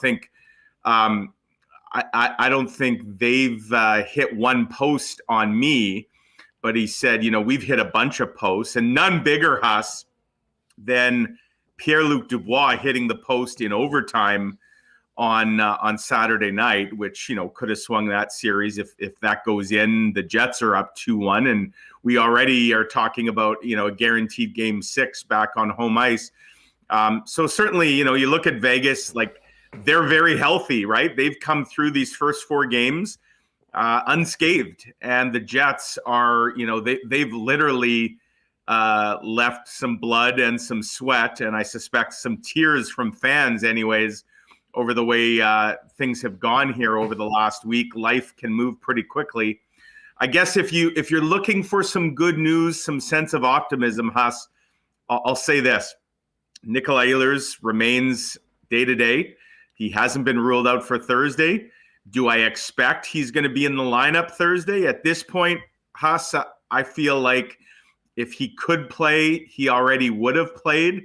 I think he's dealing with something that there's obviously concern from the medical staff that if he were to play, could quickly get exacerbated. But who knows? Maybe he gets that clearance by Thursday. But Mark Scheifele, who, quite frankly, when he didn't come back to that game, I thought he was done for the series. To see him at the airport today, he didn't look like there's anything impeding him. Like, his arm's not in a sling. There was no cast. He was actually carrying his own bags over his shoulder, moving just fine. And to hear Rick Bowness say that they're hopeful that he could play Thursday night, certainly there's some optimism there. So, could that swing in Winnipeg's favor? Look, the Jets have already won one game in Vegas, game 1. They played really good in the first period of game 2. And like Rick Bowness and others have said, you can't go win 3 games all at once. You really do have to take this game by game. And hey, if the Jets could go steal game 5, then it swings back here to Winnipeg. And one could argue they're due for a home win. They haven't won a lot of home. And then if you could get it to a game 7, then it's a coin flip, right? So, hey, do you have any theory on why this team has such a poor record at home? I mean, this atmosphere is right there with the best atmospheres in sports. I mean, we were all in the building the last couple nights. I mean, the fans absolutely brought the energy. That's what the playoffs is all about. They have not won a home game in front of fans since game 1 of the Western Conference Final in 2018, Mike. It makes absolutely no sense. I mean, it's not like they're getting swept in these series and they're not getting wins on the road. Right. They just can't seem to do it in front of home. Do you have any theories on that? I just think maybe the pressure, we saw, like, go back to how game 3 started. And I thought the Jets came out and in a way, the crowd hindered their performance. And this isn't the fault of the crowd. The Jets, they tried to do too much, right? They took penalties. They came out almost reckless in the way they played. And, I just think, with a big, excited crowd like that comes some additional pressure. And so I think it's kind of self-inflicted. Maybe it gets in your head, right? Like, and it works the other way when you're on the road. If you can go in and get an early goal or do something to stem the crowd and mute them, then I think it works in the visiting team's favor. And look, we've seen in the playoffs this year, road teams seem to have its road ice advantage this year. Until Seattle won in overtime last night, Huss, road teams had won 11 consecutive games dating back to Saturday, which has apparently never been done in NHL playoff history. So road teams are feasting, and the Jets seem to be, they're in that group that is having a tough time in their own building. I don't know. I'm with you, Huss, and I know a lot of fans have said this. Maybe the Jets should be petitioning to wear their whites at home. It can't hurt at this stage. Wearing the blues only seems to result in the fans feeling pretty blue at the end of a lot of these games. So they could find a way to wear the road whites amidst the whiteout. Hey, maybe their luck would turn. Mike, if you look at this series, and as daunting as that 3-1 deficit seems and is in reality as they get on the plane to play Game 5 in Vegas, I can't help but look at this series and think that, the margin of victory in all of these games has been so close. I mean, I thought the Jets were clearly the better team in the first game. And frankly, if it was possible, they played even better in the first 20 minutes in game number 2. Now, credit to Vegas. They really did, I think, take a long look in the mirror, did something in that first intermission and came out and were the better team in the second and third and deserved that game. But all the little things that you need to maybe have happen to get yourself wins against a top-seeded team like Vegas. I mean, in game 2, they're down a goal. They get a contribution from the fourth line with Stenlund getting that one from Menelainen. It doesn't end up making the difference because we know what happened in the third period. Game number 3, a legendary comeback, and then a double overtime game that can go one way or the other. It's a bad break that ends up in the back of the net. They lose that one. And then even last night, you get, as I think Phil mentioned in chat, I mean, the hand of God goal, if you will, early in the third period that brought the team back in. I mean, the thing that's so frustrating is a lot of those things sometimes you need to go your way have happened, and yet the Winnipeg Jets have lost the last 3 games in this series.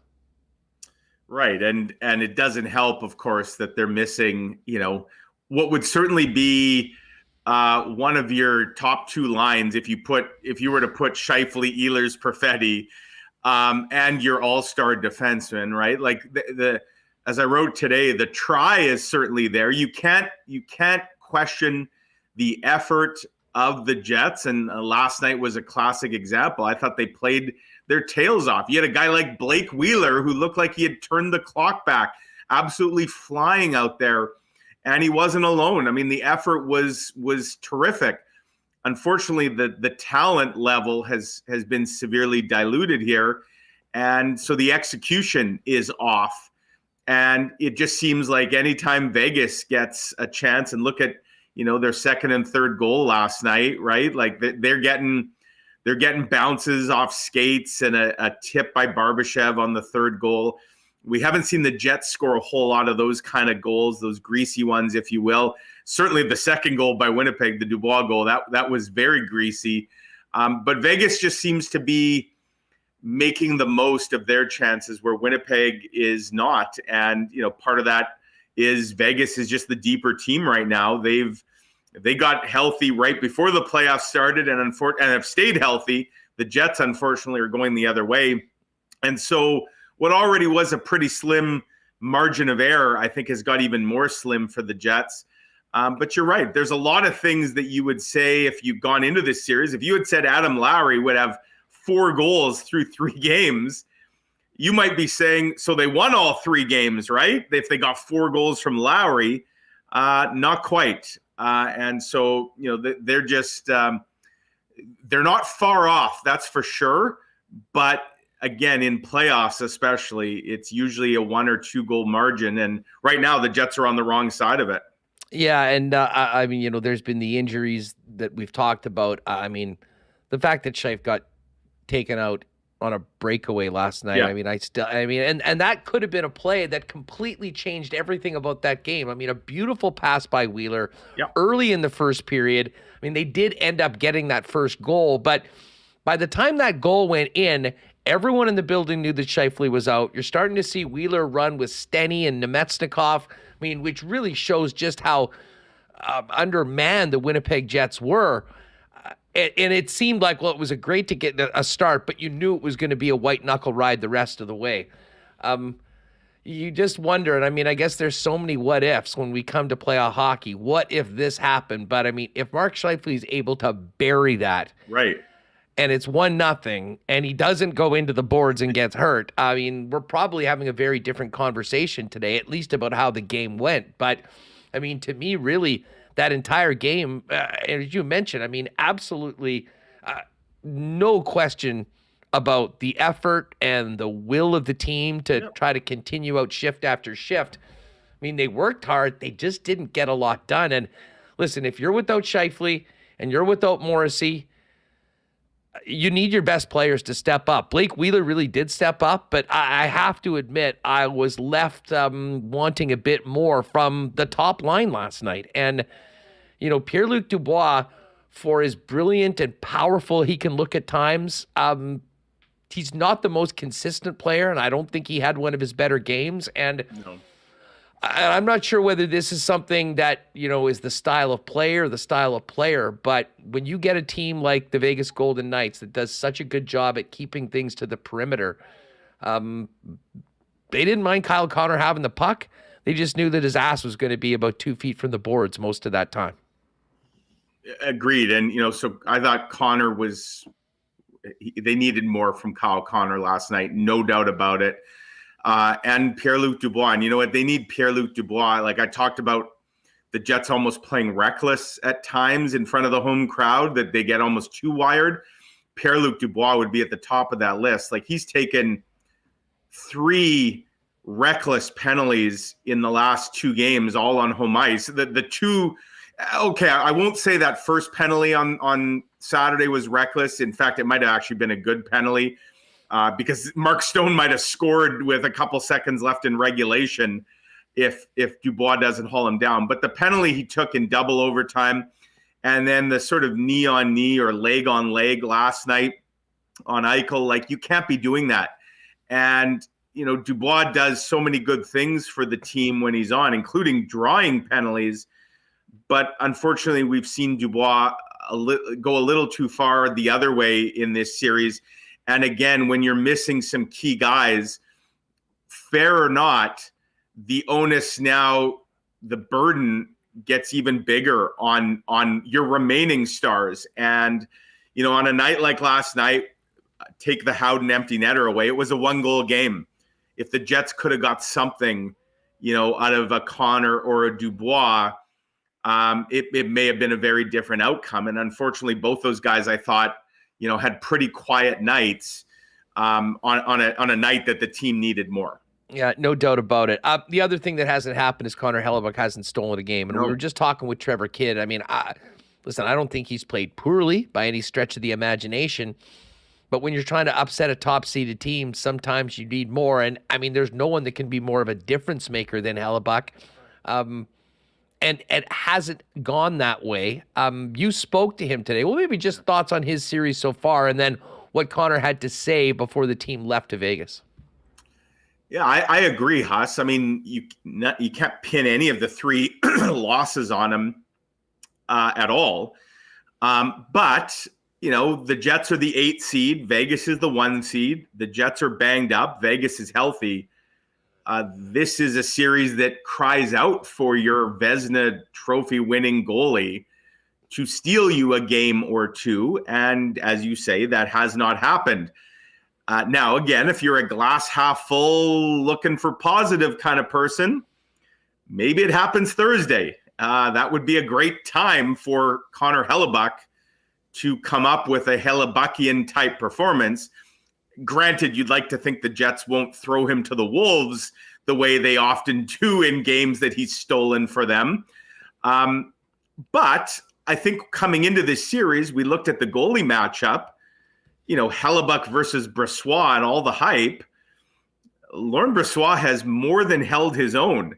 And again, it's not just a goalie versus goalie here. There's entire teams in front of both players. But Laurent Brossoit has made some really big saves at big times. And so, I'd say it's kind of a saw-off right now in the goalie department, which is a bit surprising. So, Hellebuck today, Huss, was classic Connor Hellebuck. He was kind of talking about his team, and himself feeling like they're kind of down on their luck right now. The way some goals have gone in. And he feels that the Jets haven't got rewarded with sort of similar luck that Vegas has got, but he thinks it could turn. He says he's talking about adversity and character, that he believes in this group, that they have the ability to do something special, something great. He actually kind of got upset. A question was put to him about these statistics and how few teams over history have erased 3-1 deficits. And he bristled at that question, said, I don't want to talk about that at all. Not surprising that he reacted that way. But, when you have Connor Hellebuck, you always have a chance. And so I'd say the Jets, as down as they maybe are, they aren't out of it. And a big part of that is because they still have Connor Hellebuck, and you might say that he's due to steal a game or two. Don't let him get hot, Mike. Don't let him get hot. Wouldn't that be something? Hey, it's all about one game. Speaking of the one game and goaltending, there's 4 goalies on the trip. What is up with that? And I mean, the first thing I thought that Holm and Salmonen, where does that leave the Moose for their game 1 of the Calder Cup playoffs on Friday? I believe Evan Cormier is in line to start game 1 there on Friday. It's possible. I mean, the Jets win or lose, the Jets will be flying home on Friday morning.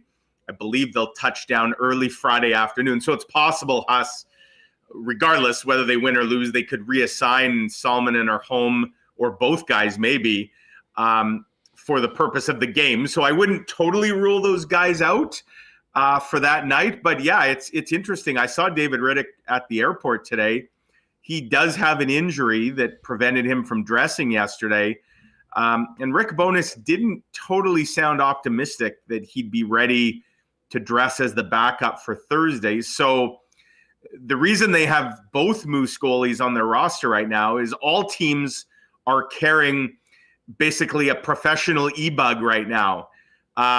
So Arvid Holm was already up here as the third goalie / e-bug, but with Riddick kind of being considered out of commission right now, even though he's with the team. Now he's the backup and Salmonen's the e-bug in case you were to run into a nightmare situation where both your starter and your backup were to get hurt in a game. For games of this magnitude, every team is allowed to carry that extra goalie on their roster. So yeah, it's a crowded crease for sure. Wade Flaherty is going to have a very busy time at practice tomorrow in Vegas. With 4 goaltenders potentially if Riddick is on the ice. But again, we talk about injuries, right? Even the backup goaltender who hasn't seen a second of action has gotten banged up in this series, presumably just from something that happened at a morning skate or a practice. That's sort of the way it's gone for the Jets here. Mike, I know you got to run just before, what'd you get out of Bones before Wheels up to Sin City? Well, how about this quote from Rick Bowness today? He was asked, where's the confidence? What makes you so confident you could go into Vegas and win a game? And he says, we have to be confident, and we will be. We're going to have a swagger to us that says if we go out, it's going to be one tough fight. So welcome to my dogs are having a bark fest here. Apologies for that. Welcome to Swaggerville, Huss, where Rick Bowness certainly sounded in a way like the coach that's up 3-1, not down 3-1. So he says the Jets, the shorthanded, injury-riddled Jets, are going into Vegas with some swagger. Basically saying, if we go down, it's going to be on our terms and with a fight. And hey, that's what you want to hear from your coach, right? The last thing you want, if you're a player, if you're a fan, you don't want the coach hanging his head, woe is us, because then the team probably plays that way. So Rick Bowness put on a very brave public face today. We'll see if his team can respond in kind with the way they play 48 hours or so from now. Good stuff, Mike. Thanks so much for doing this. Appreciate all of your contributions and, of course, the coverage in the Winnipeg Free Press. And fingers crossed we'll still have a series next week to be talking about, but it's a long way back. It starts tomorrow. Find a way in Las Vegas to get this series back to Winnipeg for a Game 6 on Saturday. Have a good one, dude. You bet. Have a great week and stay healthy. You got it. Yeah. Mike McIntyre with us from the Winnipeg Free Press. Hey, folks, if you need to drown the sorrows after last night, why don't you head down to Little Brown Jug? They got a heck of a new beer, the Generic Lager, which just launched. We had a great time sampling it at the Sports Trivia Night a few weeks ago back at Little Brown Jug. Generic is your basic lager, just better. Impressively standard in the best way. Light and clean to taste with a mellow flavor and crisp finish. Now Manitoba can support local without having to move away from the domestic taste they've come to expect with the light beer. Available in 8-packs or by the can through the tap room on William Avenue or through beer vendors, and 8-packs in liquor marts, and will be available by a single can starting in June. Well, I hope the Jets can put off golf season for a little bit, but it can't come soon enough for those of us that have been waiting for the snow to melt, the grass to grow, and get back out on the track. Breezy Bend, of course, our great golfing partners here at Winnipeg Sports Talk, is one of Manitoba's top private clubs with a championship course, top-notch practice facilities, and the best 19th hole around on their beautiful course side patio. With great men's, ladies, and junior programs, Breezy's the perfect long-term golfing home for you and your family. Find out more at breezybend.ca or give our pal Corey Johnson a call for more information about becoming a member. And a big shout-out to Pitt, Pat, and the gang, Julie, down at Aikens Lake Wilderness Lodge, as they're getting ready to head back up to Paradise for another summer. Well, I can't wait to get out there. Usually my favorite 3 or 4 days of the year. If you are looking for an incredible friends and family trip or an amazing way to reward top customers, organize a very unique team building experience for corporate event, Aikens Lake is the spot to do it. Find out more online at aikenslake.com. There are still availabilities this summer, but they're pushing 90% full. So get on that now. And if you are a young person, maybe a university student looking for an incredible summer job, Pitt's still looking to complete the Aikens team, looking for a couple more guides and servers.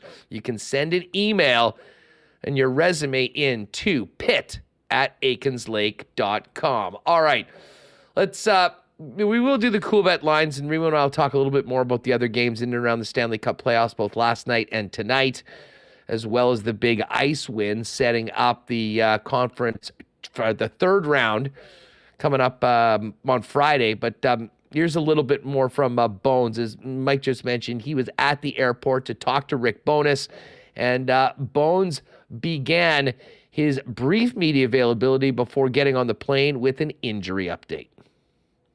Well, Mo's out. I just talked to Mark now. I had to send him a text earlier this morning.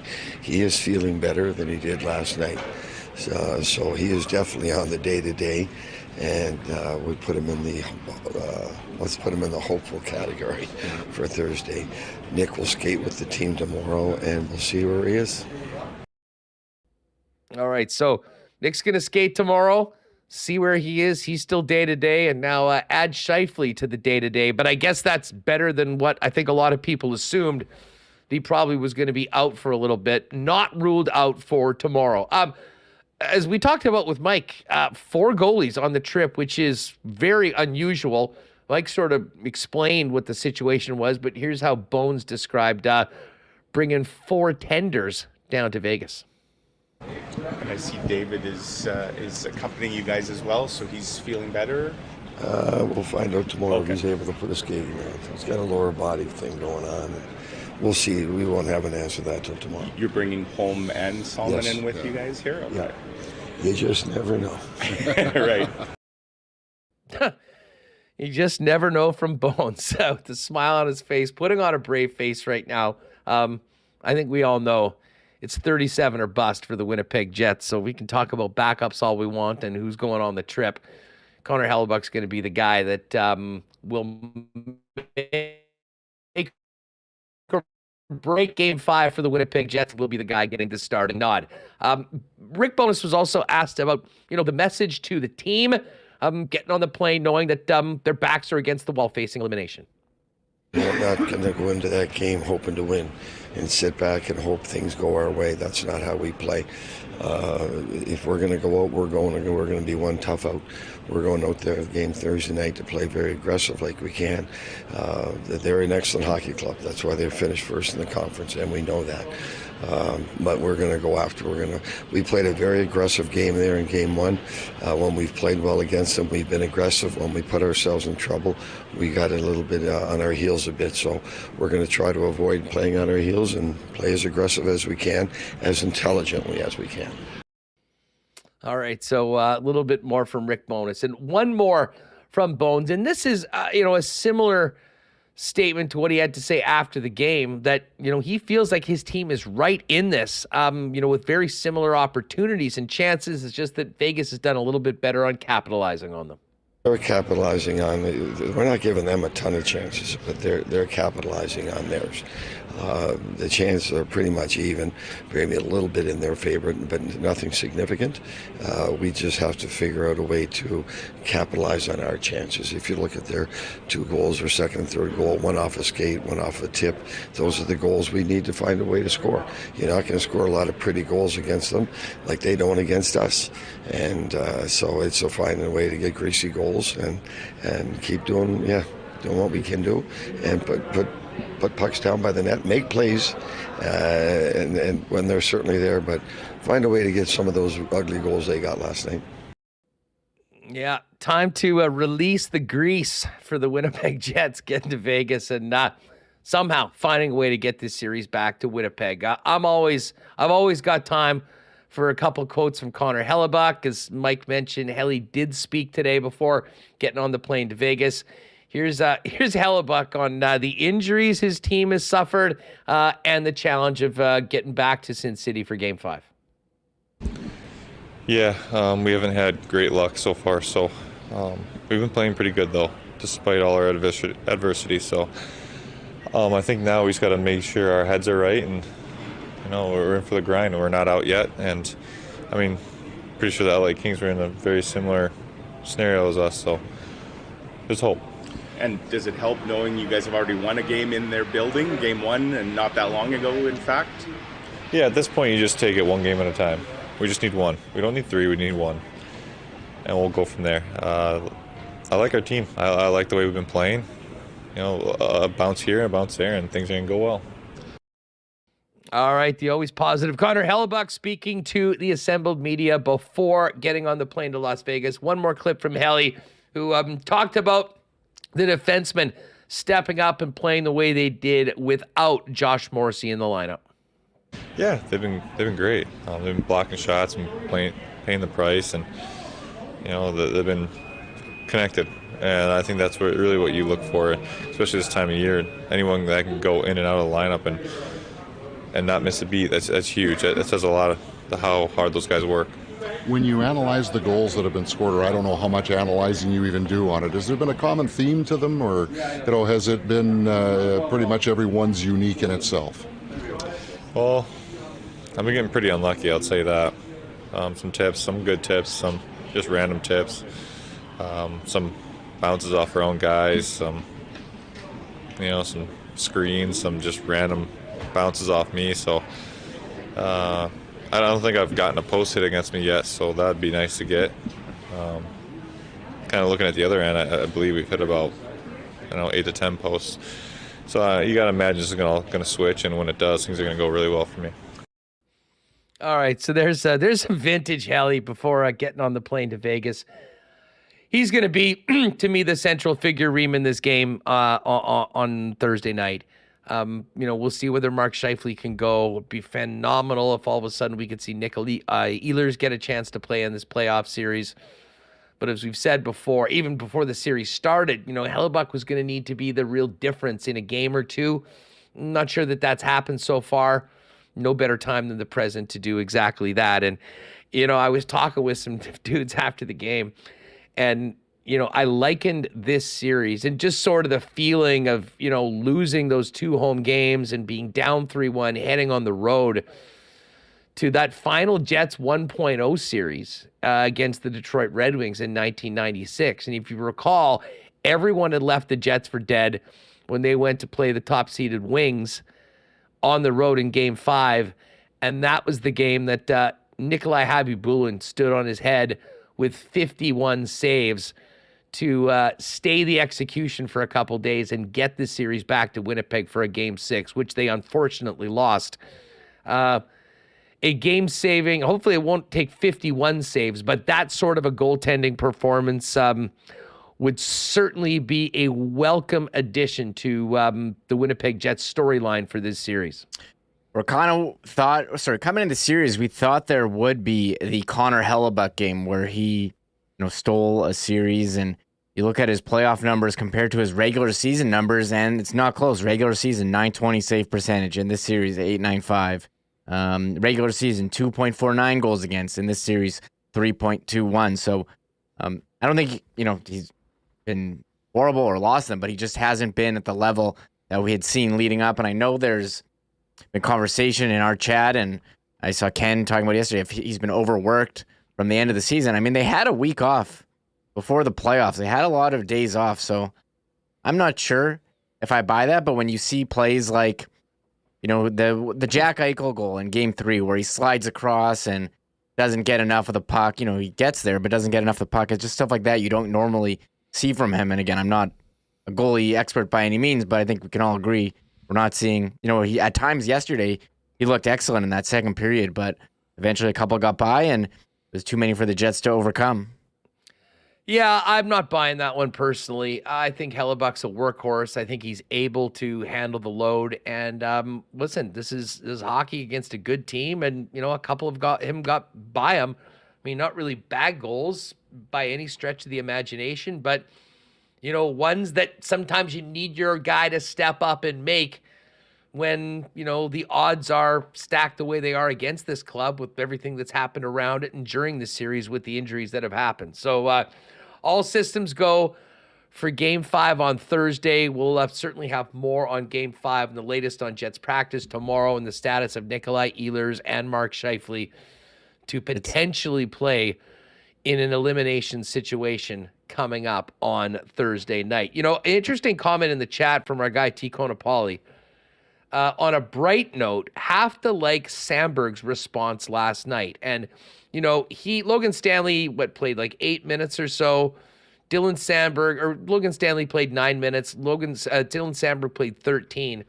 But I have to agree with T. Conapoli. I mean, if there was any question about how Dylan Sandberg would respond to, the very unfortunate way Game 3 ended, I thought he answered any questions about that early in the first period. And when he was out there for those 13 minutes, I thought he really acquitted himself well, as he's done for the entire postseason. I'll agree. Yeah, I agree with you. There wasn't given a ton of time, but he thought he showed well in them. And it's funny, there's, again, seeing talk in the chat, Connor Hellebuyck's not a playoff goalie. I'm looking at Hockey Reference's playoff numbers in his career, not including coming into this year, so it doesn't have this year's numbers, 2.54 goals against and 918 save percentage. So basically his numbers from this season. So I don't know. I don't know what to make of his performance. Maybe Vegas figured something out, but we could be seeing. I don't think that he's bad at all. I mean, heck, we talked to a guy that knows a lot more about goaltending, I think, than anyone in the chat or the two of us, and Trevor Kidd earlier on this program. And he said he thinks he's played, to quote him, above average. Unfortunately, above average just hasn't been enough right now at this point with everything else that's happened. But he'll have another chance to show that he's one of the best in the world tomorrow night and help his team get this series back to Winnipeg with a game in front of another whiteout crowd that certainly deserves a better fate than they've had for the last, 7 straight games at home with a win. And wouldn't that be something? Let's check out what's happening tonight on the Coolbet lines. And only 3 games tonight, Reem. I guess this Boston-Florida game is actually the next day. So we've got the Islanders and Hurricanes. The Islanders facing elimination.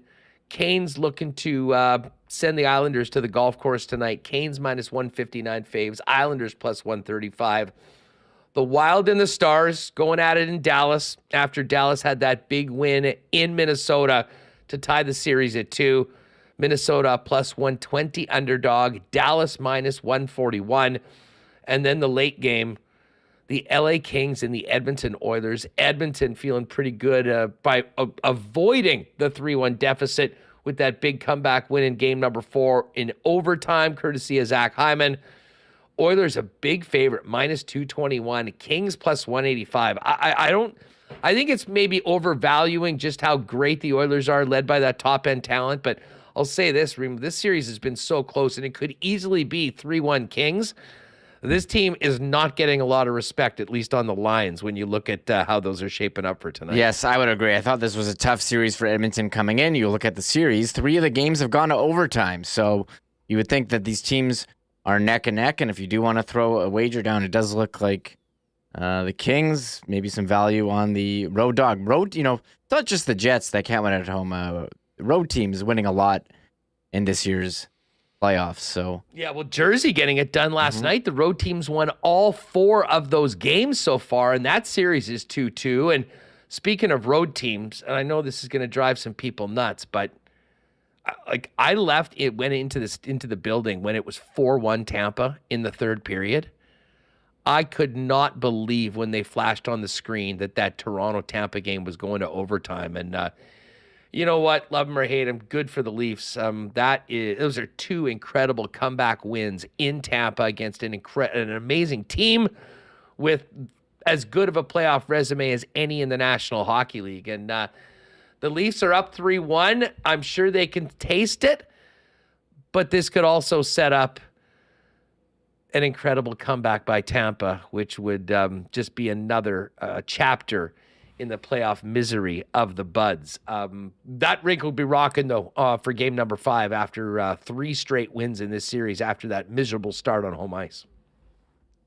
Yeah, I mean, it's funny. The Leafs tweets last night during when they were down 4-1. Oh, this Leafs team, they are what we thought they were. Why did I believe in them? And there they were coming back. I thought the game was done because I was looking at the other game that was going on, and that game was final. So I assumed the Leafs game was final too. I don't know why. I guess I was just occupied at being at the Jets game, and then someone texted me that they had tied it up, and I was blown away. So good for them, winning 5-4 in overtime, leading the series 3-1, and on the verge of a Leafs series win. It feels even weird to say that, but they have been up 3-1 before, so I don't think Leafs fans are celebrating quite yet. Oh no, it is far. It is far from over, and don't count the Tampa Bay Lightning out anytime soon. Quick look at the NBA tonight. 3 games: Atlanta at Boston, the T-Wolves at the Nuggets, and the Clippers at the Suns. The home teams, Boston, Denver, and Phoenix, all able to move on with the win tonight. But Reem, I guess we'll finish it off the show today on a positive note. I mentioned this right off the hop, but the Ice, what a win. We knew this series against Moose Jaw was going to be really, really tough. I mean, they were 3-3 against them in the regular season. They were down 2-1 after losing a game at home in the first 2. They won that game in overtime to make it 2-2 and finished the job by routing Moose Jaw last night on the road 8-2 in game number 6. And the Ice move on to round number 3 as we maybe get closer to that dream WHL final of the Ice and the Seattle Thunderbirds with Jet first rounder Brad Lambert. Yeah, Brad Lambert, I just keep seeing on Twitter how much he's tearing it up, and we've been kind of counting down to this Ice Thunderbird series, and how great would it be if we got that, and the Ice, trying to get redemption after bowing out early early last year. So that's the series. We got the Jets playoffs are going on, ice in the middle of it, and Moose, as you said, start on Friday. Yeah, and we'll have more on the Moose as well. We'll have to hook up with Munzie over the next couple days for the latest on the ice heading into Friday, and we'll get the Fink on as well. It's been weird for the Moose. I mean, they've had about a week and a half off since the end of their regular season as that first kind of preliminary round happened, but it finally gets going on Friday. Friday and Sunday are the 2 games here, and we will join us tomorrow. And Thursday, we'll have some tickets to give away on Winnipeg Sports Talk to get people out to the rink at Canada Life Center to see the Moose. The big question is, will it be an extra busy weekend with Moose games on Friday and Sunday, sandwiching a Jets home Game 6? Well, we'll find out Thursday night if the Winnipeg Jets can beat the Vegas Golden Knights and stay alive in the Stanley Cup playoffs. Shout out to everyone that was with us today. Great to have you all with us. Hit that like button, the thumbs up on your way out. And if you haven't already, hit that red subscribe button.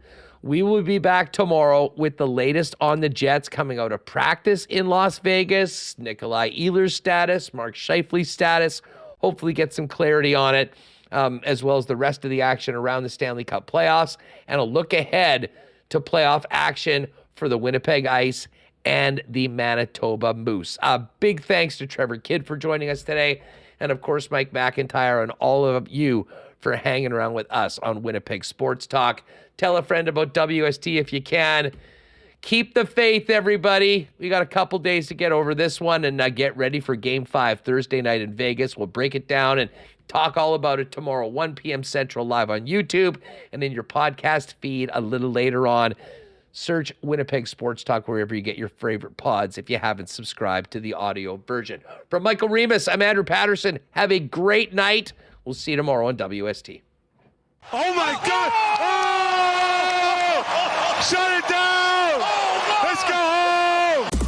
Thanks for tuning in to Winnipeg Sports Talk Daily.